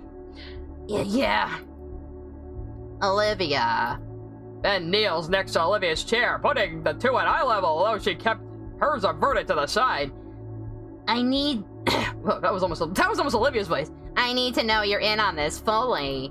There's a strange panic in the Parasaur's voice. Okay, what is he asking her to do, though? We didn't hear that part, you know? Please, Olivia, for him. Finally, after what felt like a few minutes, despite it only being 4 or 5 seconds, Olivia looks back at Ben's face and gives him a meek nod. ... I'm going to take that as a yes, then. You really want her to do whatever the fuck this is, huh? The Gator girl gives no other reply to Ben's words. The only sign that his words had registered in her mind were her hands suddenly, very gently, or yet gently, shaking, all while her claws dug even deeper into her wheelchair's armrest. I must save her! Her bulwark broke at last. Seeing the droplets from her eyes drives a searing pain through my chest. My instincts drove me forward beyond my common sense. Do I have that? I grip the blue boy's shoulder and pull him up. Ben! The Parasaur's eyes snap up toward me. He makes eye contact with me, a depressive expression coating his face. Inco, what are you doing here? I wanted to see Olivia! Olivia's eyes, silver eyes finally lift. The pain reflected in them threatens to shatter my aching heart. Ben looks back to see those mournful eyes too, though his reaction seems the opposite as mine as a smile draws across his face. What? Why are you smiling at a time like this, Ben? Inco, hear me out. Dude! That was not the time! I'm trying to organize a eulogy for Iadakan. You know, to say our goodbyes to him. Dude, they just found out like 5 minutes ago! Give them the fucking time! I know everybody grieves differently, and he's probably like a planner and a thinker and a problem solver, but you gotta give him like some breathing room. He deserves it at least. I don't think he's glad he died. I hope he's not glad Iadakan died. Olivia, me, and you. He helped each of us so much, and thank you for the follow. We're not doing tomatoes today, sorry. Not on game streams. While the Parasaur rambles on, I turn my attention solely on Olivia. He sounds like he's talking to chat right now. It's really strange. I push past Ben and take a knee next to Olivia, now level with her. Ben finally stops talking.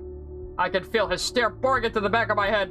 He wants an answer for whatever he was just talking about, which I still don't know. ... A eulogy. Oh yeah, that was it. A eulogy for Mr. Iadakan. I think Inco would be the one saying, chat, what do we think about this to his friends? It's so surreal to think about that. To think that I spoke to him only yesterday, and today he's just gone. Did I speak to him yesterday? You said he's been out a week. ... A eulogy. Yeah, that's the least we can do for Iadakan, as his pupils. He deserves so much more, though. Like, to be alive, but so much more. ... Right, yeah, Olivia's probably feeling what I'm feeling right now. This fight between reality and emotions. Iadakan's gone, and I'm still trying to process it. Trying to accept the fact that I'll never see him again, or listen to him again, or get advice from him again. Never to impress him or show him how much I've improved because of his lessons. Is Inco just gonna start, like, bawling in the middle of the hallway here? That would be kind of funny, actually. I don't think I'm ready to accept that he's gone. ... Ben clears his throat, snapping me from my stupor and back to our current reality, which sucks! I hate reality sometimes. I'm sorry to be so pushy, but I need to know if you and Olivia are in or not. Ben! Yeah, I mean, this could be Ben's way of coping, is to, like, start planning something, but it's just not appropriate for most people, dude. Ben turns to look at Olivia, as he says those words. Olivia, meanwhile, continues to stare absent-mindedly at the wall, almost as if Ben's words were not emanating from right next to her. but a few dozen miles away instead. Throw these big words in. Ben, I don't think! I suddenly feel a cool scaled hand fall on top of my own. I turn to look into Olivia's pain-stricken eyes that gaze deeply into mine, pleading, begging to make the pain vanish. Oh. ... I don't know quite what I should do. I can stand here and be a rock, Olivia. That is what I am good at. Oh, okay. So, not ready, not ready, not ready. We're saying not ready. They don't seem ready at all, so... Yeah. I was already saying it, wasn't I? Like, you're doing this too fast, dude. They literally found out, like, this afternoon, like, 10 minutes ago. You can't be throwing this shit on them right now, you know? Ben, can you give us some time, Ben? The student council president is taken aback by my words. You said no to me, you motherfucker. I'm the student council president. I'm going to sword fight you behind the school now.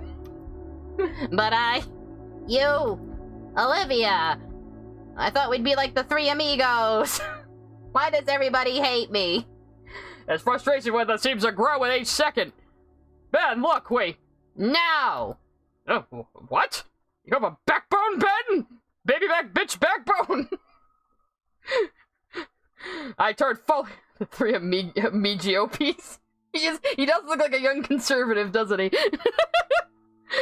I turned fully to bed with my hands raised defensively. Yeah, you want to throw down fisticuffs, Ben? I think I can take you. Ben, listen. We need to do this. This is for Iadakan. This is definitely how he grieves, but, like, yeah, dude, not everybody is like you. For everyone that cared about him. For us. So why won't you help me? We want to, Ben, really, but we literally just found out 10 minutes ago, Ben. Calm the fuck down, Ben. But can't you see that what you're asking for is way too soon? Too soon, Ben! Too soon. We just found out! Damn it! His breathing is haggard now, his composure completely blown. And his own pain is painted across his face as he allows his glasses to slide away from his puffy red eyes. Aww. Just... Ben. Her voice is so soft and gentle. That was definitely gentle. Her head turns back to me, her own pain still in her eyes, but also sympathy too. She looks forward at her own words. She looks forward and her own words are more resolute. Ben, I understand. The Parasol boy's breathing hitches. You're right. We should do this, and I will. I promise I will. But it's too soon. We all need time. Like, dude. But. He clenches his teeth, followed by his fists. He takes a sharp, uneven breath, his glasses sliding off his face and right onto the floor. Aw, Ben, you look about 12 without those. I didn't get the Jimmy Neutron reference. I'm old! No, I didn't. Sorry. I didn't watch fucking Jimmy Neutron.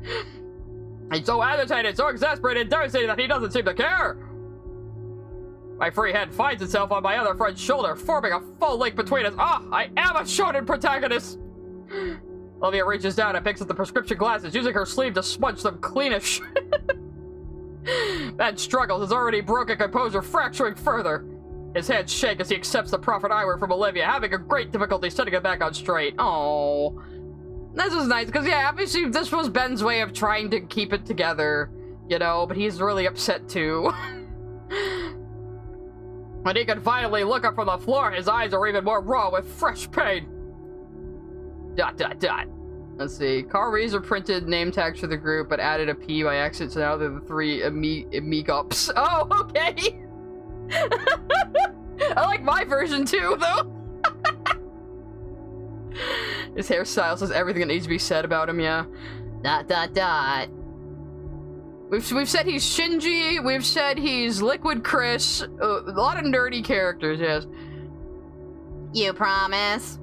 Olivia nods at the quivering question, her own lips starting to shake as well. Yes, but for now Ben finally gets it. He finally threw his thick fucking skull as his emotional dam is near bursting. Yeah, you're right. I'm sorry. Aw, that was kind of sweet. Ben walks up to me and pats me on the shoulder with a final solemn look at Olivia and a nod toward me. He walks out of the classroom and leaves Olivia and I alone. Not Chris Chan, but like a kid who like did an impression of Chris Chan and ended up having a rivalry with him. It was kind of funny. As the door clicks close behind me, I hear Olivia take a sharp and shuddery breath before turning to look to me. Like I can do something. Her eyes are glossy and puffy on the edges. Trails of tears strain down her cheeks.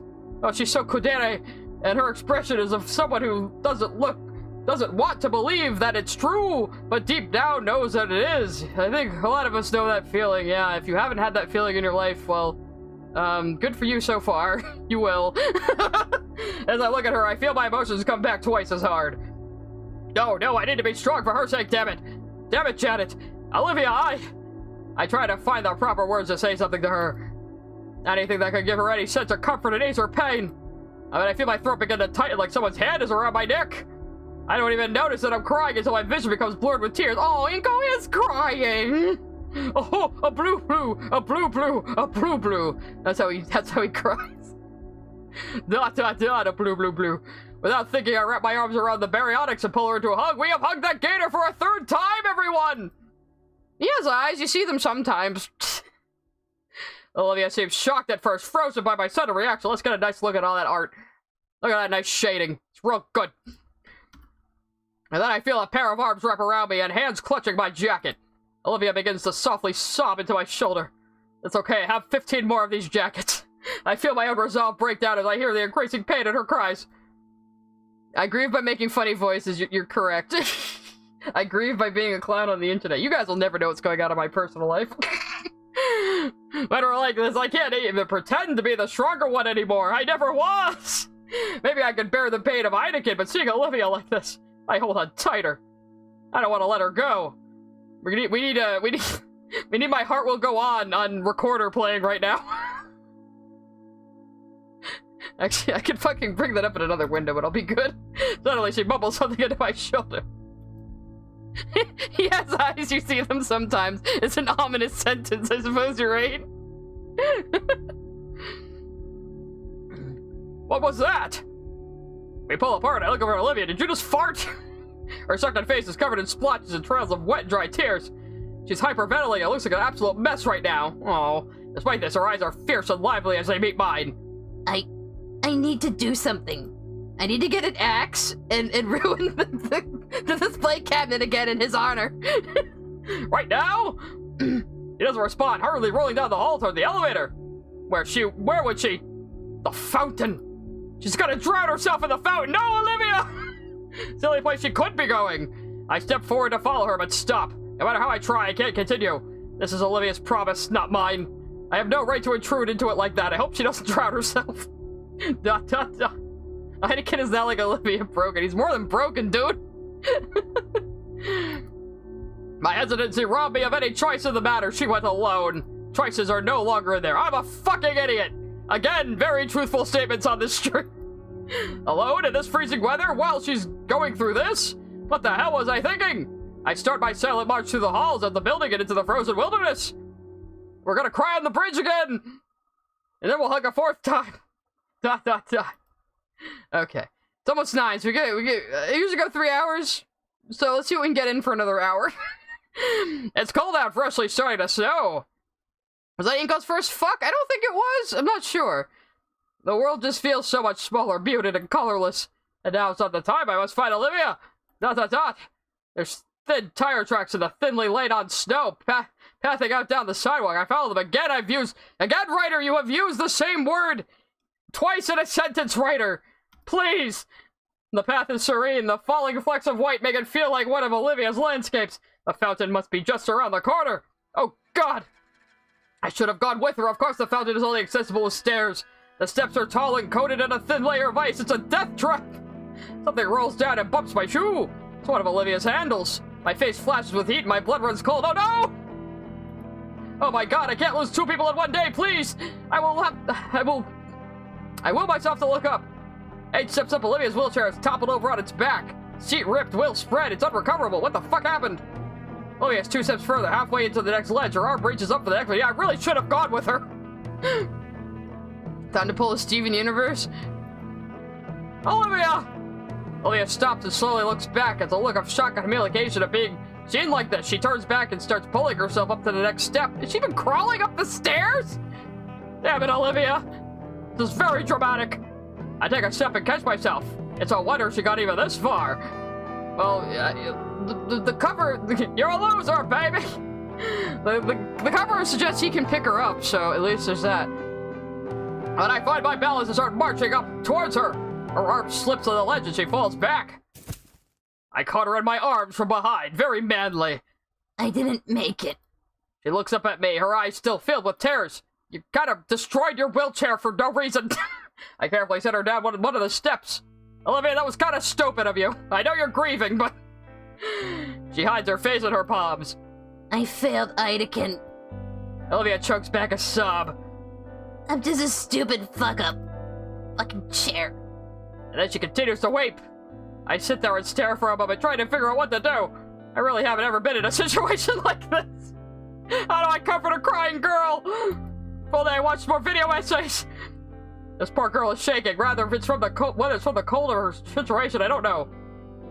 That was supposed to be whether instead of rather, but whatever. Instinctively, I wrap my arm around her and pull her close to me. We're hugging again. I actually am hugging the Gator a 4th time. Wow. She was crawling up the stairs because she was that upset. Yeah, I mean, I do understand. I mean, I'm obviously I'm being lighthearted still, but I do understand that it's a good moment. It is. I'm just a goofball. Olivia shifts her body accordingly, and we end up in an embrace. Her sobbing calms down to just occasional hiccups, and her body is no longer sapping the heat from me either. I'm sorry, Inco. Sorry for what? Everything. I'm busting my chair. You're gonna have to carry me back. Being an asshole, being a failure, making you waste your time on me. I'm just awful. I'm having one of those anime monologues. Don't say that. I love you.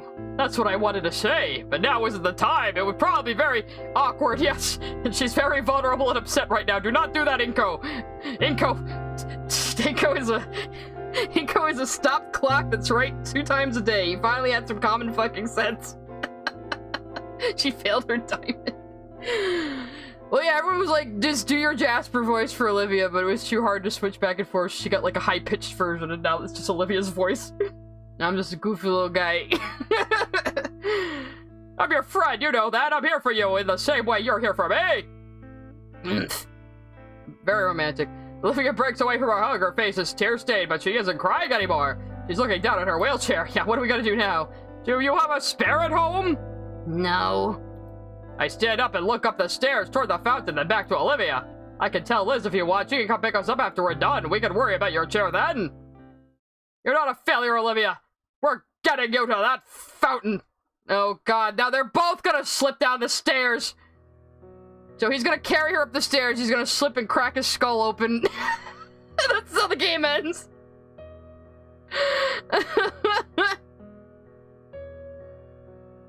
I reach down my hand towards her. Olivia's confusion arose into a soft smile as she stares at my hand and then back to me.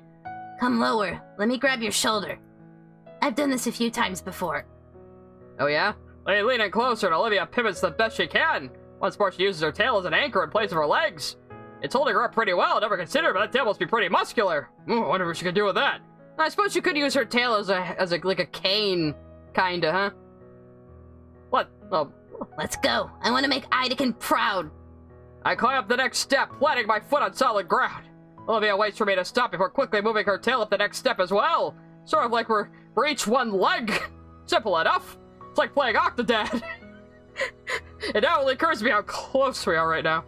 Yeah, watch that hand, Inco. Watch that hand. You're in the safe zone, but it's not very big. My clothes are made up practically cradling Olivia against my side. Another step. Eventually, we finally make it to the top. Oh, pretty. I managed to shovel to the fountain. I'm just gonna go look at that. Oh, pretty. You can just put me down right here, in the snow. Alright. Aw, nice little silhouettes. Inco, move your hand up higher. Actually, lower. I gently lower Olivia down to her place on the lip of the fountain. It's like the title screen! There's just enough space for her to sit along the edge with one leg resting on top and the other hanging off of it. You're Iadakan, except you're not my Iadakan. The only way to be my Iadakan is if you murder me. But then you went and died. She looks into the still water in contemplation. My eyes follow hers, focusing on the coins that have settled at the bottom of the fountain, though hard to see through the opaque ice. If it's opaque, then how can you see through it, Inco? I stuff my hands in my pockets for warmth, feeling the skin of my knuckles start to split already. My fingers trace over the quarters I'd usually use on our lunchtime drinks. Now push her into the fountain, you right? Achoo! A powerful sneeze. Oh, it's her. Achoo! The powerful sneeze drove me away from the meandering thoughts to see the Gator girl quiver on the cold concrete seat. I probably should have just put her on the fucking ice. Damn it. Her jaw is clenched tight, baring her sharp teeth to the world. Her nostrils flare with each one of her breaths, the hot air creating a puff of visible mist. She catch what Damien had, and her eyes are filled with the brim of the fiery rage and salty tears. I want to break the silence between us. As for her thoughts, she's deep within them, though. Raging within her own mind. Finally having the moment to process everything that's happened. In the end, it's Olivia that breaks the silence with a single quiet, disdain-filled curse. Damn it. Her eyes shut, keeping her tears from falling. Damn it. Is that all you got, really? It seeps through her lips. I made it. I finally made... But... The thoughts go unfinished as she lets her shoulders down. Her gaze turns away from the spouting order. But? What but? What about butts? Listlessly gazing toward the obscured afternoon sun. That's just managing to peek through the clouds of the snow-covered trees. Maybe she's imagining that's where he is now. But what now? I withdraw my hand from my pocket, holding it open for her to see the pocket change in my palm. Scanning over the water features before us, I think back to all the times I wanted to just do this with someone else. How about we make a wish? Olivia's brow furrows as she glances off to the side. Her fingers grip her hoodie, and I watch as she considers my suggestion thoroughly. That sounds stupid. Sure, a wish sounds nice right now. Maybe we can pretend that airplanes are shooting stars. I motion her forward. The Gator girl holds her hand out to me, and I drop a quarter into her palm. On 3?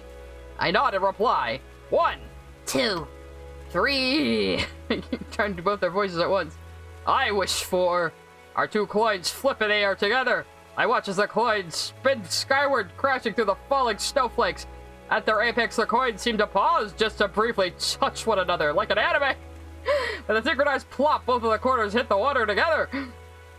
So you just remembered gators can't regulate their body temperature? Yeah! Yeah, as her like being instantly cold makes sense. Leaning forward, I see that the coins even landed at the same side. Heads. It's meant to be!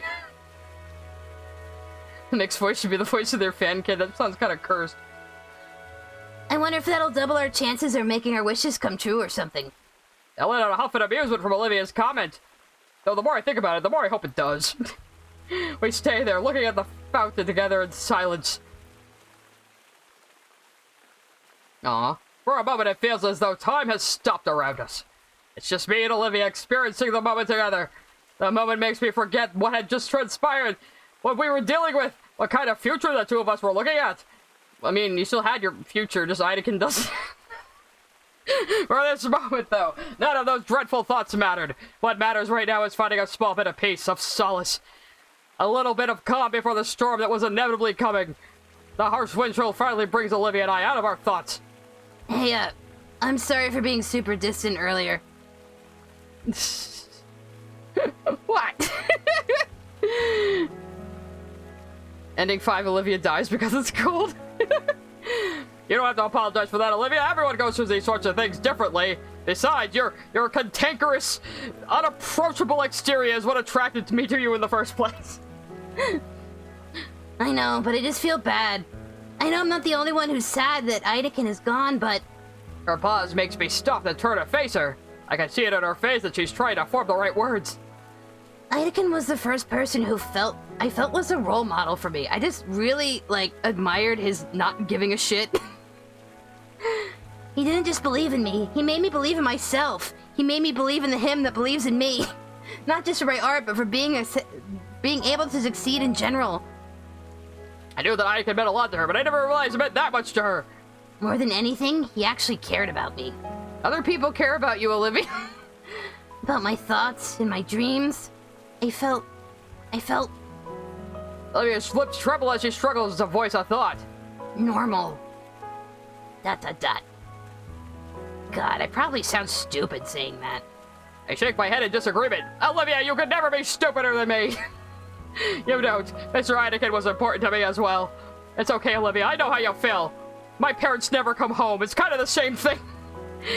He gave me some of the best advice I've ever gotten from anyone and encouraged me to follow my dreams like you. Iadakan was both rose quartz and pink diamond. On the level of not giving a fuckness he had, yes. Ending 6, a human child kills Olivia in the snow. Inco has a megalomania of them in revenge. I wish I had met him sooner. There's a moment of silence between us as the air filled with a mix of sympathetic emotions. A shared sadness for the passing of someone who made an impact on both our lives, but a sense of thankfulness that he graced our lives. Guess we both got our issues, huh? Yeah, guess so. Fresh breeze of icy air sends a shudder down my spine. So what should we do now? Probably get the fuck out of the snow! I pat the growing pile of snow off my shoulders and head. Let's see. I look at my phone. School's ending in 10 minutes. You want to just chill here until then? In the snow that we're both fucking freezing in? Oh, no pun intended. Sure. I look around, noticing a tiny bench for two nestled against a tree. Okay, that's slightly better than sitting on the ground. The Gator girl must have noticed that she's already holding her arms out for me. Oh, that's adorable. I recall something, a certain pair of raptors. What? I kneel down, facing away from Olivia.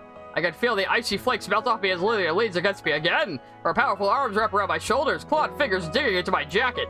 My fingers lock together to form a makeshift seat for her behind me. Ah, just like an anime! With my passenger secured, I make a beeline for the bench.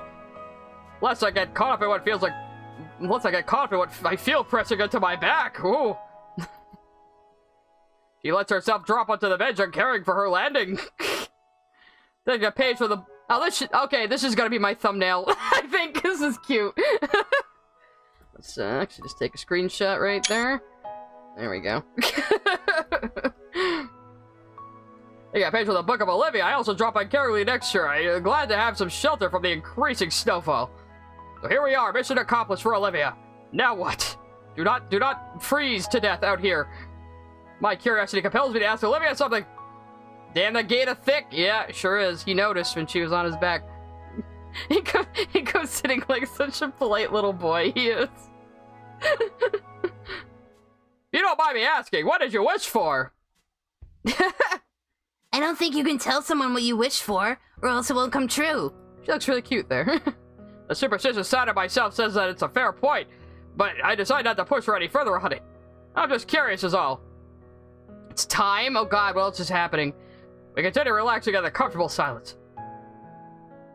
I mean, I don't mind telling me if you tell me yours. I guess that's only fair. What did I wish for just now? What did I wish for? I have no idea. My head was empty like always. Olivia! Inco 2024.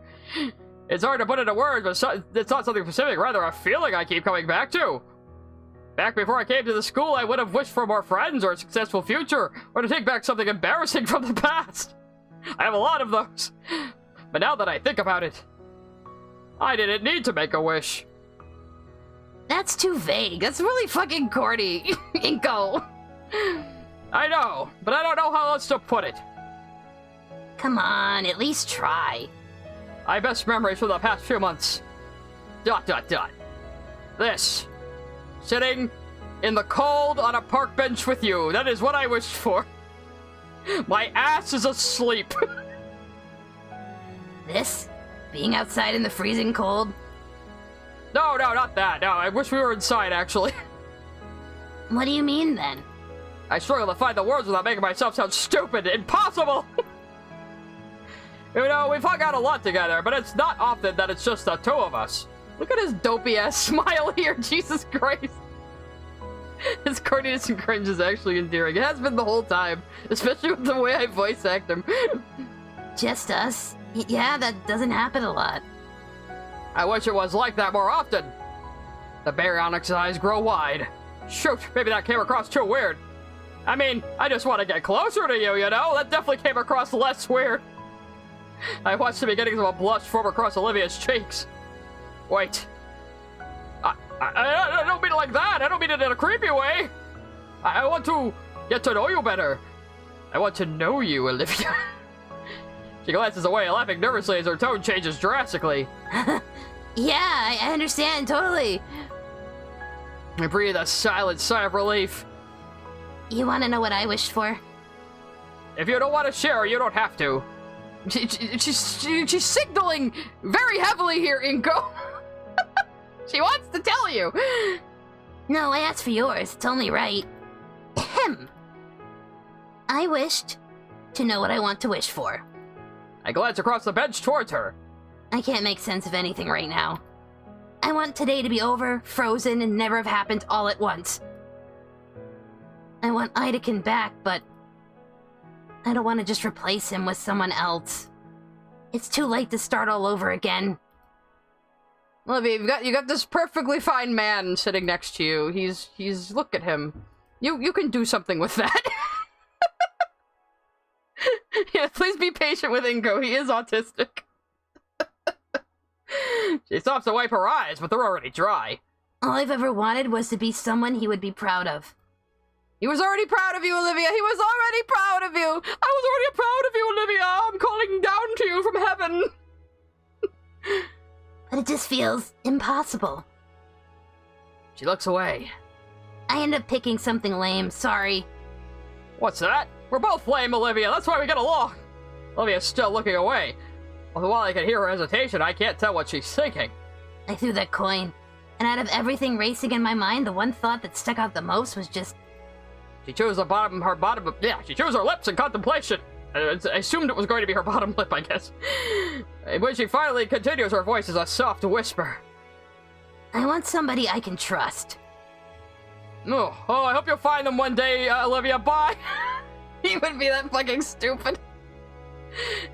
Olivia, you can do something with that. Love him, caress him, cook him, make him into a salad. Yeah. I feel my face heat up from her words and her tone. Blush-a-woo. Even with her head turned, I notice a red flush creeping over Olivia's face, too. I have character vision.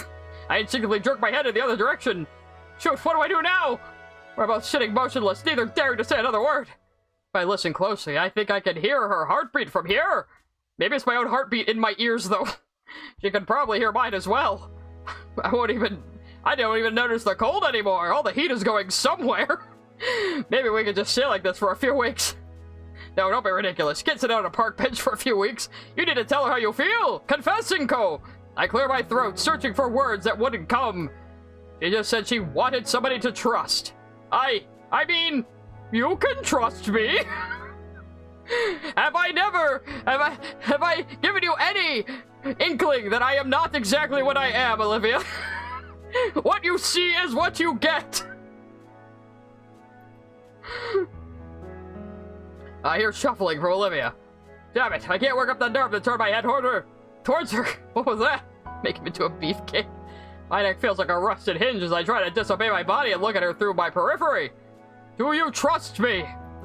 Despite my words, she nods her head vigorously, the blush growing dangerously bright. Aww, that's adorable. Well, I don't trust you! No, I'm kidding. I zip my body toward her on the bench. I trust you too. Suddenly, she shakes her head a bit to bring herself back to reality. She's like, what, really? Maybe I can be honest with you then. Get lost. I've never liked you. Go away.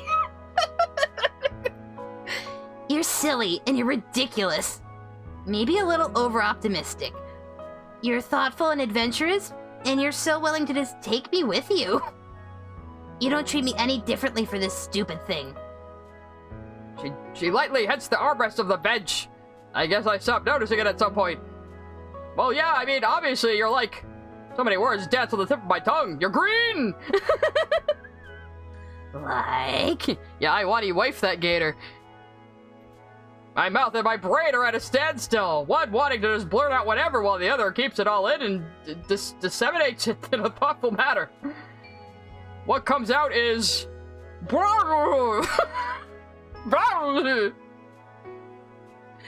Oh no. Okay, at the end of the stream I will. Remind me again. Remind me again in like 45 minutes.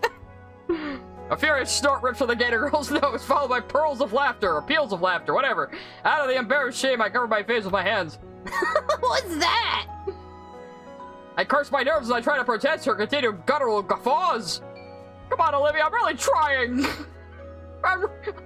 Olivia, I'm autistic. The snowflakes that it manages to land on me melt away from the extreme hate radiating from my whole head. My brain is kicking into overdrive. I want to make you mine. Olivia acquiesces though, drawing back into a very smug grin. Okay, take 2, Inco. This is gonna be your life, Olivia. This is gonna be your life if you go with this man. My head's temperature finally drops from core of the sun to a more manageable volcano. Thanks, jerk. Seeing that small quirk of her own lips, I can't stop my smile from growing on my face. I guess, ... Iadakan is talking to us from beyond the grave. Be honest with her and yourself. He's just like behind them, like a force ghost, wiggling his fingers. Honest. At the very start, I thought you were just out of it. Huh? You almost ran me over in the hallway. Oh, I do that to a lot of people. She frowns and looks away. Sorry. And then you tried to get my seat moved. Sorry. It really endeared you to me. I like a woman who shows contempt to me. And a claw thing today. No, not sorry about that. I figured. And you used to be hard to talk to. I felt awkward every time I'd even try. But I kept trying, for some reason.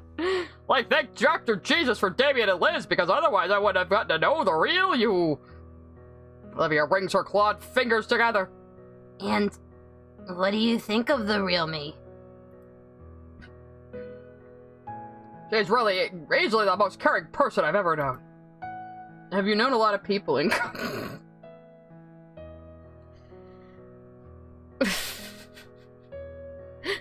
You regret going Lily Orchid mode on Inco and contemplating his cringe? See, I make him endearing because I voice him like just a hapless autist. It makes him charming.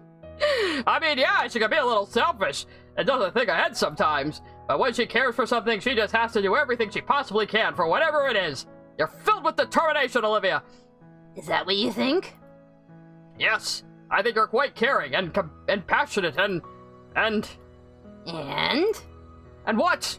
You have big boobs! And I know Mr. Iadakan saw that in you too, not the boob thing. Olivia's eyes water at the mention of our mentor. Thank you, Inco. Now's the time, Inco. Put your arm around her. Just say it. Oh, we got a woo face. A woo. Hey, Inco? Say it. Do you like me?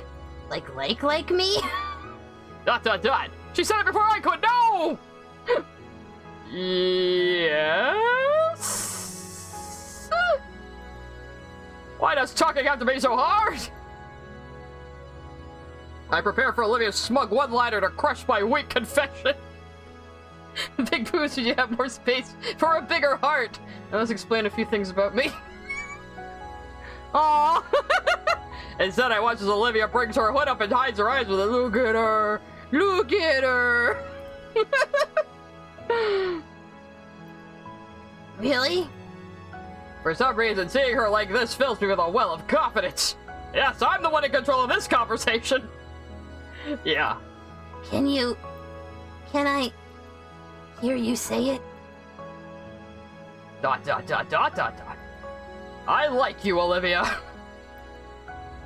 I don't get how. Oh, and she's peeking out at us. Look at her. Her head peels away just enough so I can see her shimmering silver eyes. Why would you like someone like me? I mean, you're a human, I'm a gator. Whoa. I like you too. I think that was supposed to be skipped. ... Come again? No! Stupid little slippers. Olivia brings her legs to her chest, holding the lips tightly to her. She brings a hoodie's hem over her legs, transforming herself into a crocodile-shaped igloo. This is a pretty typical high school confession, yes. She's contained! I can now carry her away like this. I'll just use her tail like a... Let's use her tail like a handle and just carry her away. And all of the glue. Oh, slippers was a bad idea. I can't even feel my feet, and I know that they're getting frostbitten. How weird is that? Oh, crap, yeah, you okay? Fine. Just call someone. I think I'm stuck to the bench. I cough awkwardly as I get my phone out to call Liz. Liz, we're in the snow! Liz! Dot, dot, dot. Hello? Inco? Is that you? Aren't you supposed to be in class right now? Scalar let Olivia and I out early. No, she didn't. Oh, okay. I was told about Professor Iadakan. I hope you're doing okay. Actually, we kind of need a ride. I'm alright. I'm with Olivia by that old park by the school. Her chair's busted and we're kind of stuck. It's a Keating whine from the bundled crocodile next to me, her tail wrapping around her as she hugs herself. Oh, she's embarrassed. Broke? In this weather? Are you two okay? What the hell were you doing? We were climbing up an icy fountain. We had to, Liz. We're fine. Can you come pick us up? You're like the mom friend. You need to come pick us up. Sure, I think I remember where that is. I'm with Principal Scalar right now. Once we finish, I can go get you two on the way home. Thanks. After some shuffling, the call drops. Dot, dot, dot. I turn back to Olivia. She seems more anxious than anything right now. You alright? Yeah, I'll be okay. The stovepipe mob, the olive glue, chatters quietly in the cold. My concern finally takes hold, forcing me to finally close the gap between us. She said the chair had no replacement. I will be the replacement. Sit on me, Liz. Sit on me, Olivia.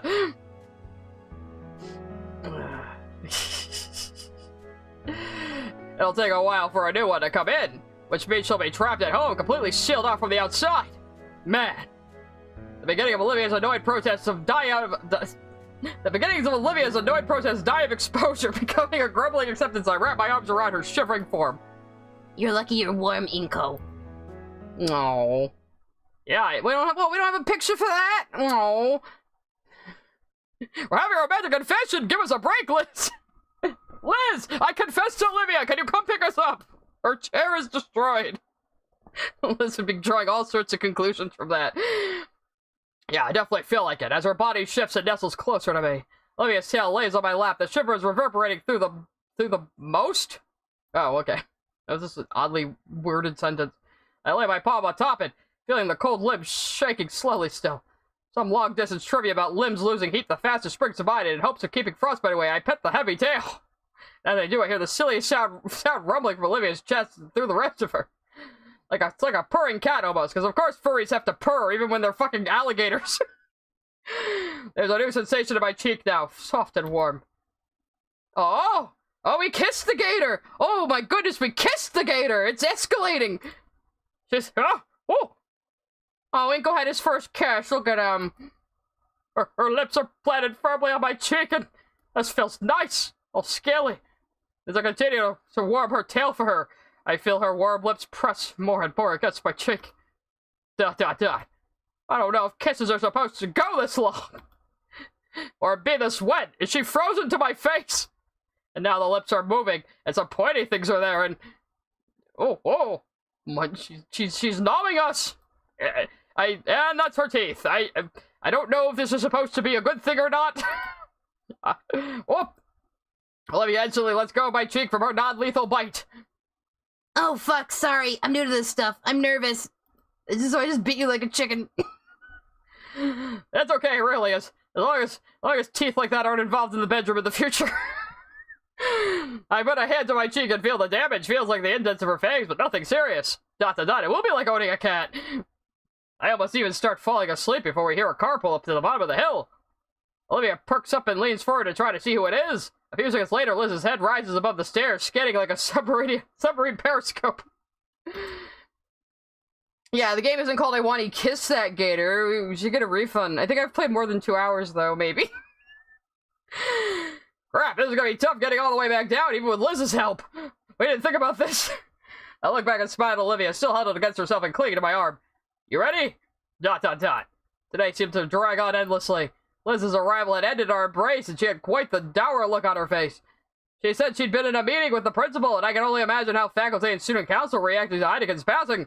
Her mood seemed to lift a little, at least when I saw Olivia and I both huddled together under the tree, or when she saw us, whatever. It's getting late, I'm not reading as good. Olivia's mood, on the other hand, plummeted. Probably from the way Liz and I had to carry her to the car. Yeah, it was probably not very dignified. The ride to the Payne household had been silent, save for Olivia's grumbling and embarrassment. I think I'd be in a similar mood if I was treated like a sack of potatoes, but then again, how else are we supposed to carry her? Seriously. Yeah, we're officially a couple now. Oh, they officially become a couple in every route? Really? Huh. That's interesting. So it only starts, like, the choices only start mattering now? Huh. I would suggest even more leg workouts to Coach Sully, just in case. ... Damien and Randy are waiting for us at the curb, the older man looking at Olivia with worry. When your friend told us, Soph and I were beside ourselves. I'm fine. Randy, just... Randy didn't really hear her. As the instant the car door was opened, her legal guardian pulled her up into one hell of a bear hug. Come on, let's get you kids some hot cocoa. Damien watched on with a smile of relief as his father hauled her over his shoulder and marched into his home. Maybe she'll be okay without a chair. If Dad could just... I thought he was Hank Hill. I think he also might... He might be Newman from Jurassic Park. You guys want to stick around? Vinny's still in school, so we'll have the consoles to ourselves. It's still pretty early, all things considered. Sure, I'd love some hot chocolate right now. And video games. Liz? I'd like to, really, but the council still needs to prepare arrangements for Iadakan's... Well, you know. Maybe I'll come by after if I can. Alright, well if you do, I'll make sure there's some cocoa left. It'll be cold, but... I appreciate it. With that, Liz drives off down the street. Yeah, David, you have a sweater on your waist! David, why are you not wearing it? He would probably wear cargo shorts in the snow. Is he wearing them right now? He's wearing ripped jeans, close enough. Come on, let's head inside before we turn into popsicles. Especially me, I'm cold-blooded. Looking down to the well-worn couch, I noticed a distinct lack of the baryonyx. Where's Olivia? Randy chimes in from the kitchen, busying himself with an old-fashioned kettle. She wanted to rest on her bed for now, boys. Give her some time. No one can resist hot cocoa during weather like this, especially with how I make it, with meat. Never had home-brewed hot chocolate. Is anything like his cook? God, yeah, Inco, you probably just, like, get Swiss Miss powder and put it in water and microwave it. I bet you do, you motherfucker. Yeah, he's got, like, the mohawk frills, but then he also has hair. It's really weird. After a few minutes, Randy comes out with a tray. Here you guys go. I don't see a tray here. All I see is some floating cups. That's pretty fucked, but they're cute. He passes around a few Christmas-themed mugs labeled with the family's names and leaves the last one on top of a nearby drawer. Whoa. You're gonna have to be Vinny for a bit. You cool with that? Oh, yeah, thanks, Randy. That little fucker, I'll break his mug. I'll show him. Man, you look cold. Were you out there long? Probably like an hour, yeah. It's true. By now the snow on my jacket's melted. My clothes are chilly and soaked. I might have to get naked in your house, Olivia. I couldn't bother flipping the text. It's fine. Feel free to take a load off until you warm up. I'll be in my bedroom resting. Holler if you need anything. Took a lot out of me to make that hot cocoa. He's balancing them on his belly, you're right. He gives Damien a pound on the back and leaves. The mug is hot to the touch, but it's a welcome feeling to whirl my icy fingers. I take a moment to gently blow the air out of the beverage to cool it down before moving to my lips. They'll still burn me, probably. Yeah, it's pretty good. Damien is chugging his. Of course he fucking is. He finishes the swig and sets the glass down. That must have been half of it in one go. Impressive. Well, there are multiple ways to enjoy anything. After today's events of the weather, I really needed this. Another sip, it's really helping warm me up. I didn't even notice how cold I was. I think I was getting frostbite. Hey, Vinny! Huh? Where? Yeah, that's right, I'm Vinny today. Who chugs hot cocoa? Damien, apparently. Are you surprised? You good? I'm holding it together, yeah. Still a bit scattered. I don't blame you. Hey, Pops doesn't want you venturing back into the tundra out there. You up for a game or something? Let's play Mario Kart. He gestures to the entertainment setup. No, but go ahead, I'll watch. I like to watch Let's Plays. Damien thinks for a second, a few gears in his head turning in conflict. Really, I don't mind. Alright, I'll get set up. We're gonna play Red Dead Redemption. Damien sits of his game, searching several mismatched cases for the right CD and giving the screen a good thump to get it to work properly. Oh, this is bringing me back. Grabbing a controller, he turns on the X-Rocks one. Select something called Rock Ring ODHG. And settles deep into his groove on the couch. This one's my favorite in the series. After a moment or two of gathering a full lobby, the Diplo-Spido Dino picks his glass and begins his virtual rampage. Only a minute in and he manages to get a first kill. I'm just about burnt out for the day, getting pretty tired actually. Rock Ring is Halo. Oh, okay. I was like, that sounds vaguely familiar, but yeah, because it was that one that was like Halo NDS something, whatever the fuck. I didn't really play to Halos. I'm not into shooters personally. Halo doesn't have classes though. Maybe they just wrote that to piss you off. Hi, Inco. Yeah? Are you kissing my sister? Olivia didn't come back with her wheelchair. Did something happen? Yeah, I pushed her down the stairs. Yeah, she hasn't taken Iadakan's passing well. She fucked it up. Man. Well, I'm glad you were there for her. She probably would have frozen in the snow like a dumb bitch. My eyes remain on the screen, lost in the vibrant violence as some in-game announcement proclaims Damien's digital massacre. On his part, Damien's frills wavered like crazy. It looked as if his arms also wanted to wave in victory. You want to talk about it? Nobody say anything? Okay. I don't want to take up your time, Damien. Come on, man. We've known each other for a while. Like, at least half a year, I guess. You can be honest with me. ... Can I? I'm not sure where to begin, really. Iadakan was really cool. I don't really have the right words for it. He was a fucking badass. You don't even know. Somehow I think I'm unqualified to speak on it compared to Olivia. She knew him better than I ever did. Yeah, you want you hug Damien? Everybody does. He was important to her, yeah. We talked about it a bit before Liz picked us up, but I'm worried I'm not much help. Yeah, you're pretty useless. Well, that's what we're here for, right? To help her out in any way we can.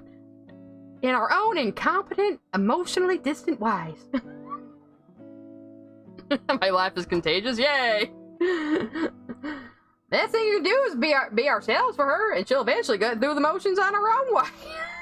So just do nothing. Yeah, that makes a surprising amount of sense. I think. I slowly look up for my mug over to Damien. And you sure make it sound easy, too. I just knocked my fucking pillow out from behind me. That laugh is making you sick, you're dying. Oh, if you come to my streams, you're gonna have to get used to me giggling all the time. It's kind of what I do.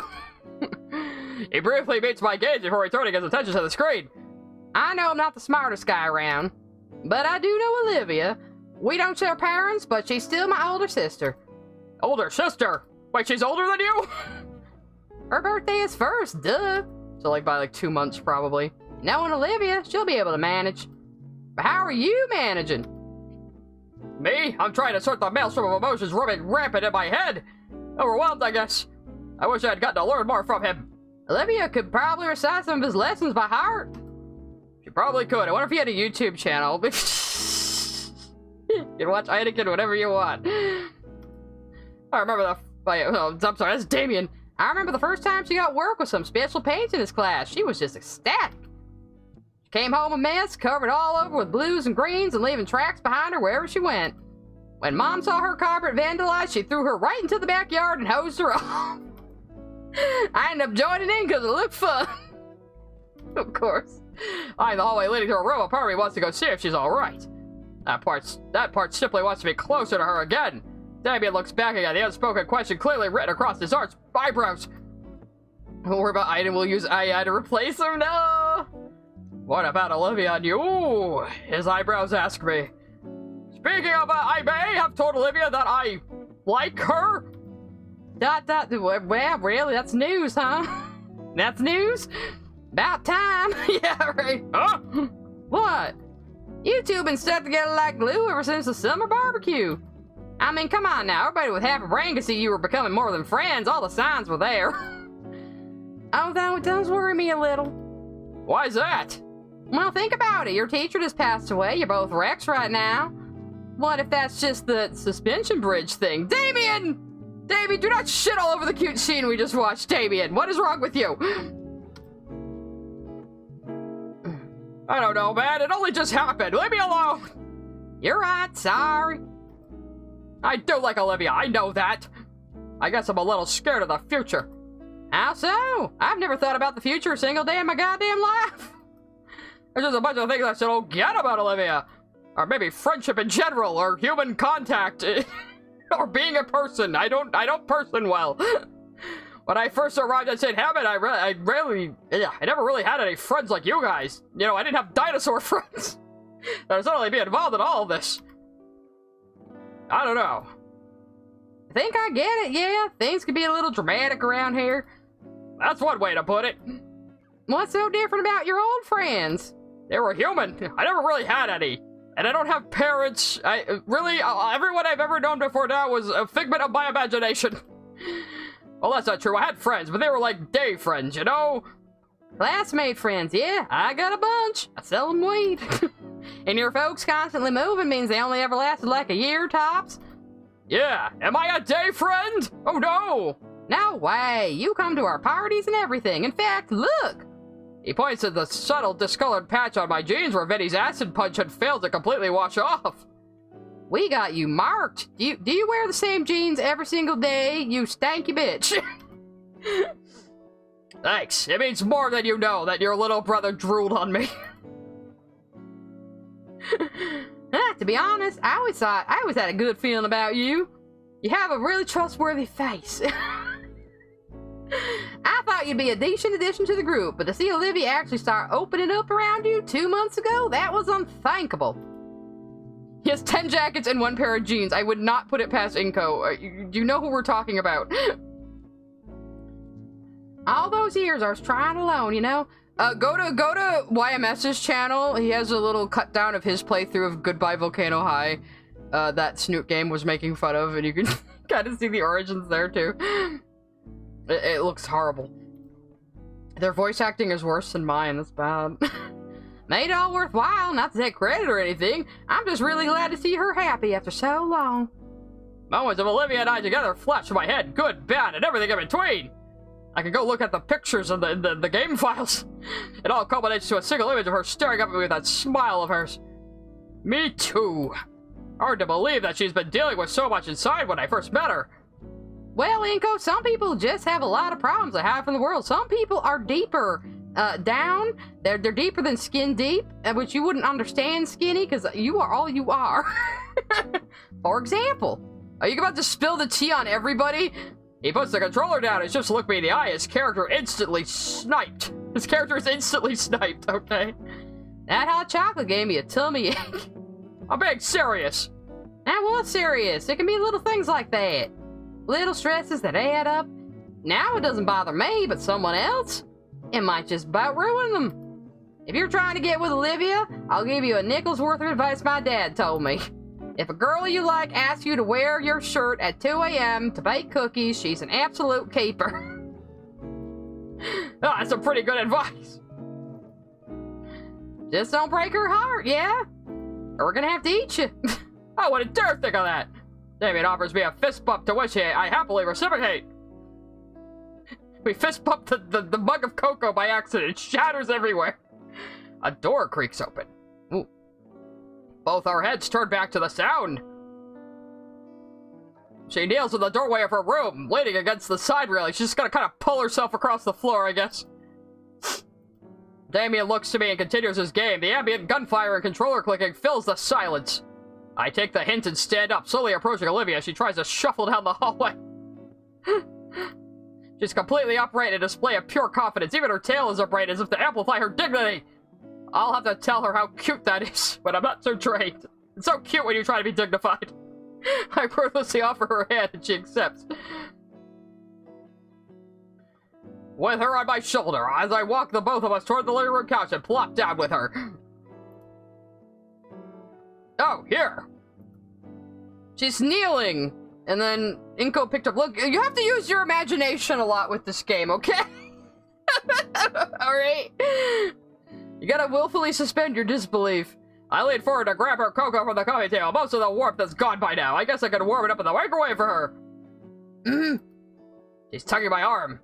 Come on, it's cold. She starts leaning harder against me to keep me from getting up all the way. All right, Jace. I give her the mug and she starts sipping instantly. I was going to warm... My voice dies as I feel her settle against my legs with a relaxed hum. Maybe she likes it room temperature. What a fucking weirdo. This relationship cannot work. Yeah, her sprite is kneeling, or was kneeling. She's sitting now, but... Her body relaxes more, and I'm allowed to sit up enough for her to settle in by my shoulder. She's warm. I think she overheard me and Damien's conversation.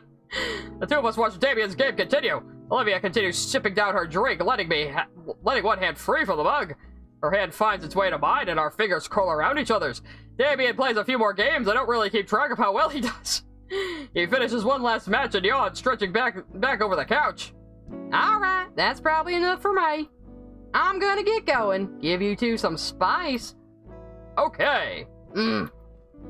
Damien gets up from the couch and slides his controller to the cabinet where it lied before. On his way out, he stops to look right into my eyes. Hey, keep things chill, man. Don't do anything stupid, alright? She might have teeth down there for all you know. Yeah. He nods and heads off to the depths of the house. How big is this house exactly?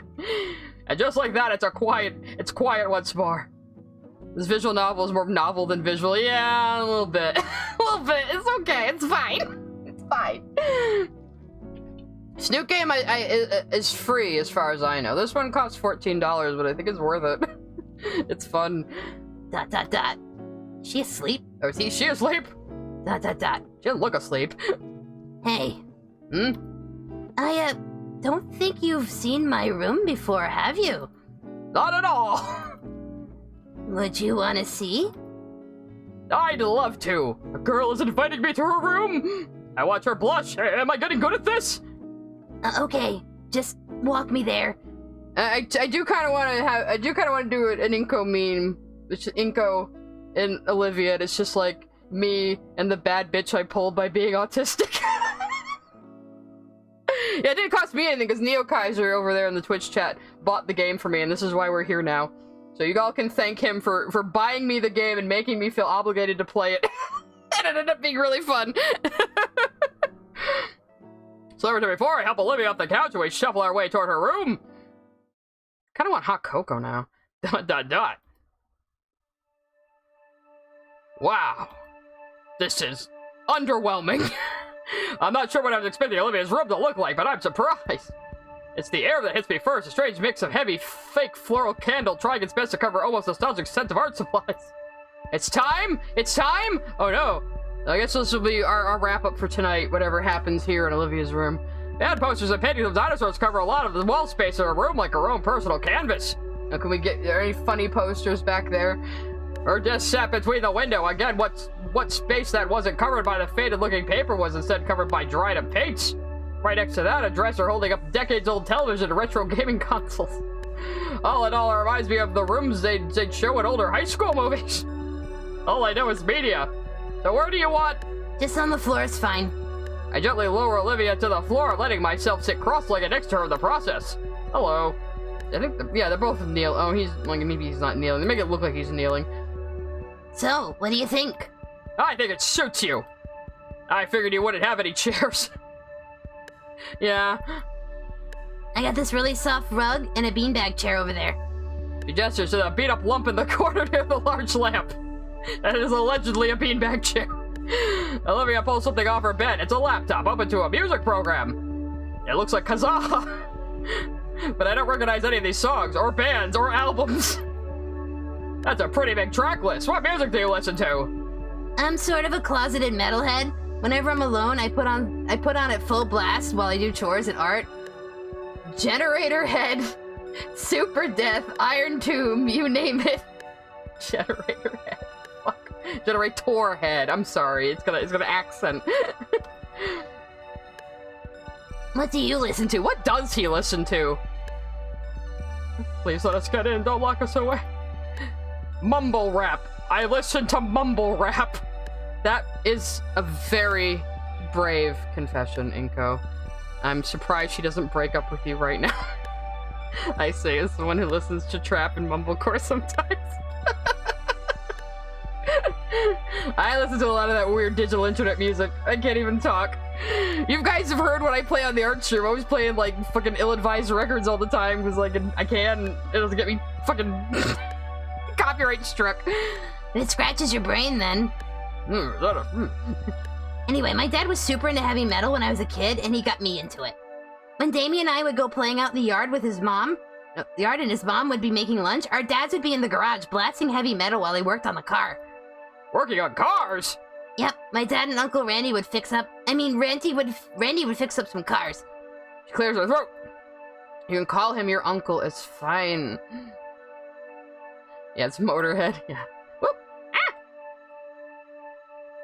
See at the back, like, yeah, I think the first time I heard you call him Uncle Randy. She's almost accidentally done it like 5 million times, Inco. Yeah, I call him that sometimes, along with Auntie Sophia. You call him Auntie Sophia? Your right hand comes off? What are you... Olivia lunges over to chop at my hand. I have to take a moment to check my fingers just in case. Hey, I was joking! So was I. But yeah, I listen to a lot of this. Do you want to hear any? He offers me the trackpad. Anything I see, huh? Say, what kind of music is B-flat? Music is a bit lame, actually. What is it? Wait here. There's actually something else. Something else? B-flat is the sound closest to a gator mating call. Oh no, I noticed you have some dirty sound files on there. Something nobody else gets to see. I'm gonna show you my chest. Oh, I didn't know we were gonna get this far this fast! Oh, what do I do? The internet didn't prepare me for this! Inco! You're gonna get a handful, Inco! I know that's probably not what she means. Probably, but Inco's definitely taking it that way. Here it is, look. Olivia holds out a small wooden box, and there are 2 Russian metal latches that have long since age past their use. I can't see it quite well in the dim lighting, but I think if I were to hold it up in the sunlight, I'd see a thin layer of glitter glue coating the whole thing. It's also been painted carefully with very thoughtful attention to tones. What could even be inside? Honestly, no guesses come to mind. Could be anything. What are you waiting for? Open it. I carefully open the lid. Aw, inside is Olivia's chest. Right front and center in my face. Just like I like it. I mean, the box is filled with various baubles and trinkets. What is all this? It's like my own little hoard. I've been saving up lots of little things through the years. Like my baby teeth for some fucking reason. Yes, her chest is so bright and mesmerizing, you might have to avert your eyes. Nobody else has ever seen it. You hold up the box for me to take. It's heavier than it looks. It must be some high-quality material. With the box in hand, I sit on the edge of the bed. Olivia manages to crawl her way up to sit beside me. She reaches inside to grab. What are we grabbing? Am I supposed to be doing something here? What's that? That's my first tooth. Looks like several teeth, actually. Wow, I've never seen baby dino teeth up close before. Why would you ever? That's a weird thing. Her weed lighter's in there? Yeah, it's a Zippo for sure. It's so tiny and sharp. What's that one? That's my 58th tooth. Your teeth grow back? Yours don't? Humans. Alright, let's not immediately poke on her boobs. What is that? What are these? Just a couple of cool rocks I found around. I liked how they looked, so I kept them. I grabbed one of the rocks to give it a closer look. It's gray with a thin brown lines all around and smooth to the touch. It'd be perfect skipping stone. That's one of my favorites. Tastes like salt. You lick the rocks. How do you know that? I tasted it.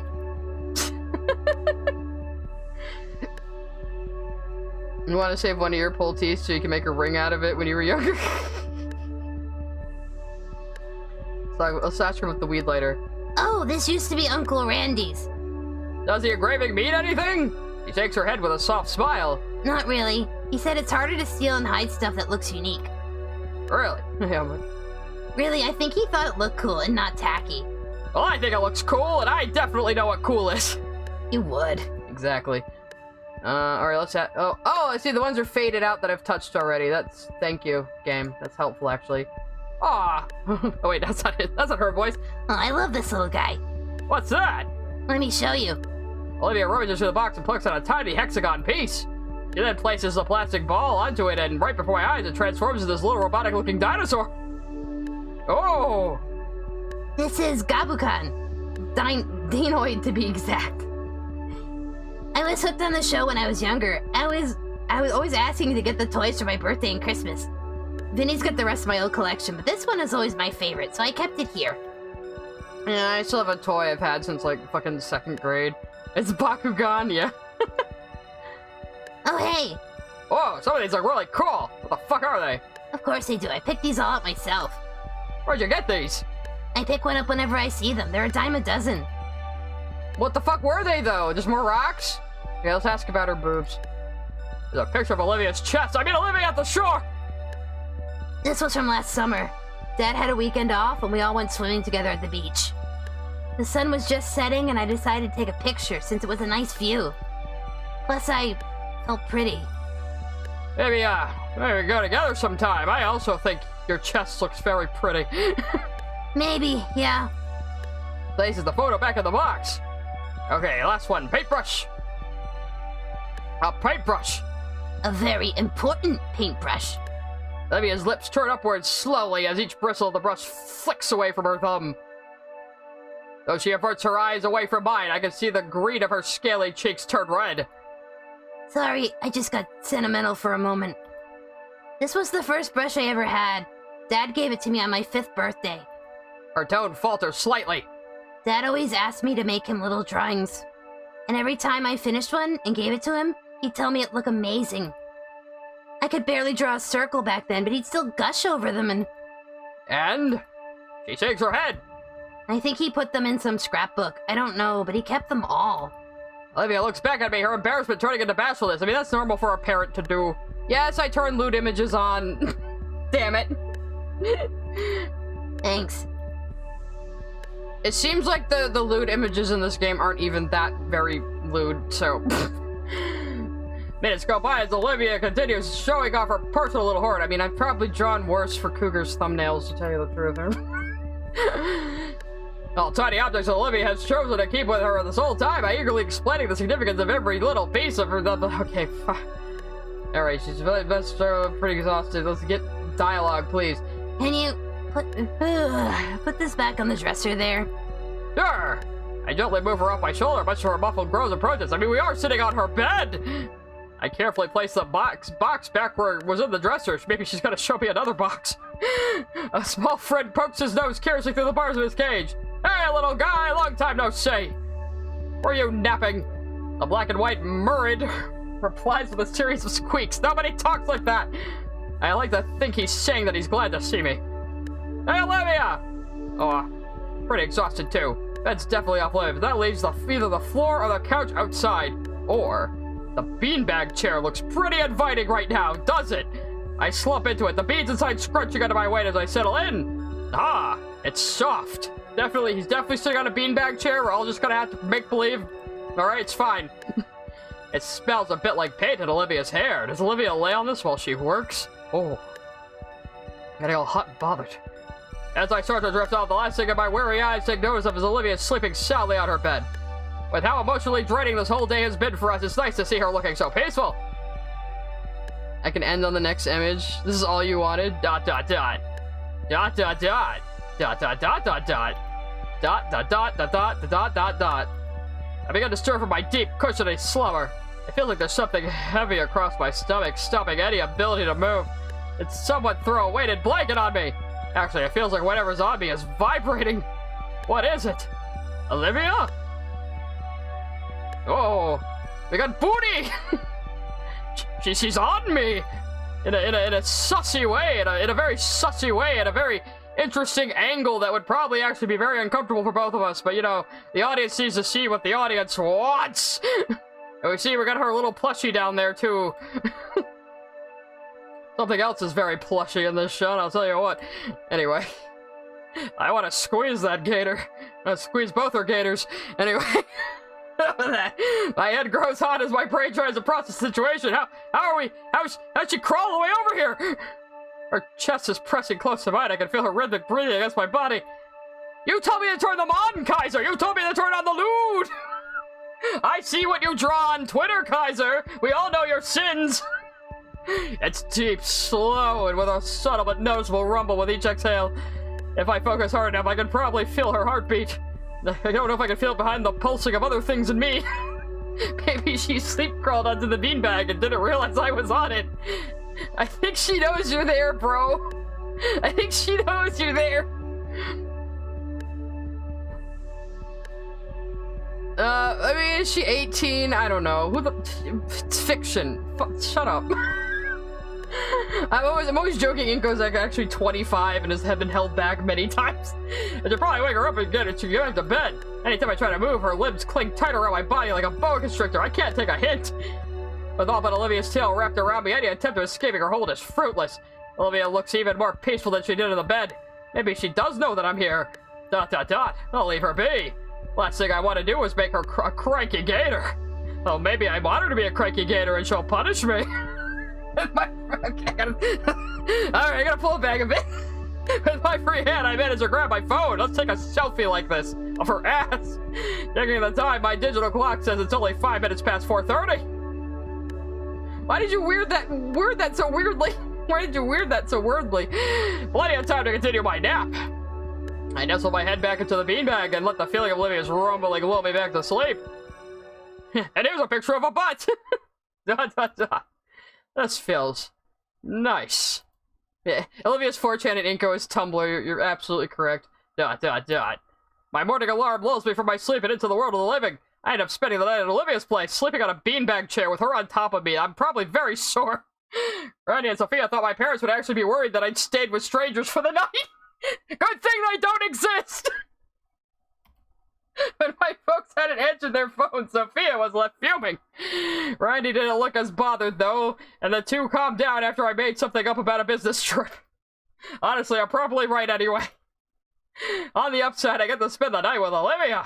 Last night, we even turned the living room into some kind of blanket and pillow fort. It felt childish to huddle up on the floor with Olivia and watch her play old computer games on the outdated TV, but I had more fun than I'd like to admit. And now that Friday's rolled around, it was time for school. Okay, I'm gonna wait for the Twitch ad to end. This seems like a good place to stop. So, he stayed there all weekend? I could, if I go, if I can finish it next stream, we'll probably go, like, extra long if I get close to finishing. So, yes, I need to show your drawing now. This will be how we end the stream today. Where did you put it? Did you put it in memes? Yes, excellent. Okay. So we're having a little show and tell now.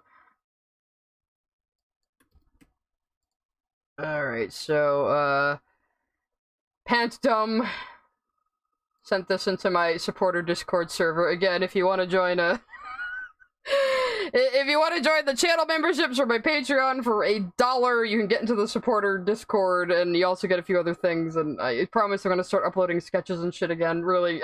I'm gonna take it more seriously. But anyway, so yeah. I had to make that fucking Shooting Stars fucking reference to tonight. Alright, let's save. We made a lot of progress today. Let's save. Okay. Alright, so I will be back with Wani next Thursday. We've been doing this every Thursday until I'm just gonna be done with the game. I'm like 2/3 of the way finished. Maybe it'll be 2 more streams. It might be 2 more streams, especially since I always like pause and talk to chat and we fuck around and, you know. So it takes me a little while.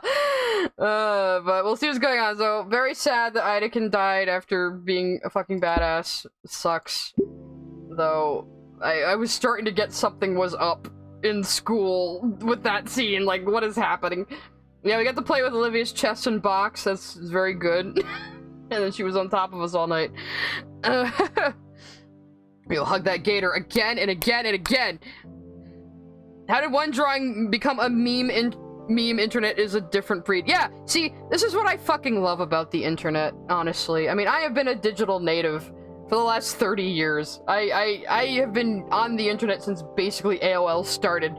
And I fucking love the internet. I love the collective creativity it brings out of people. Because all this fucking game came to be just out of spite, basically, for that shitty-looking Goodbye Volcano High game, and a bunch of talented people came together and made this instead, which is actually much better.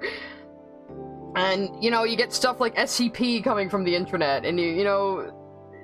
The internet is a magical place sometimes. It's also a terrible fucking place a lot of the time, but it's also a magical fucking place sometimes.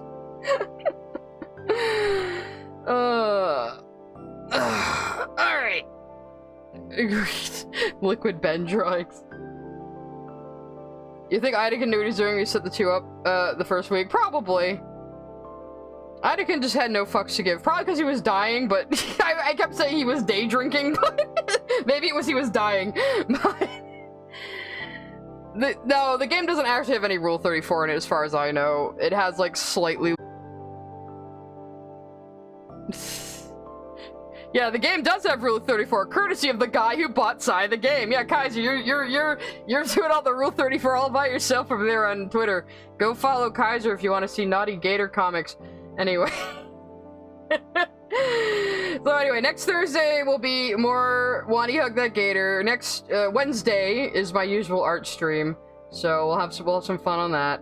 Otherwise, thank you for coming, and I'll see you guys later.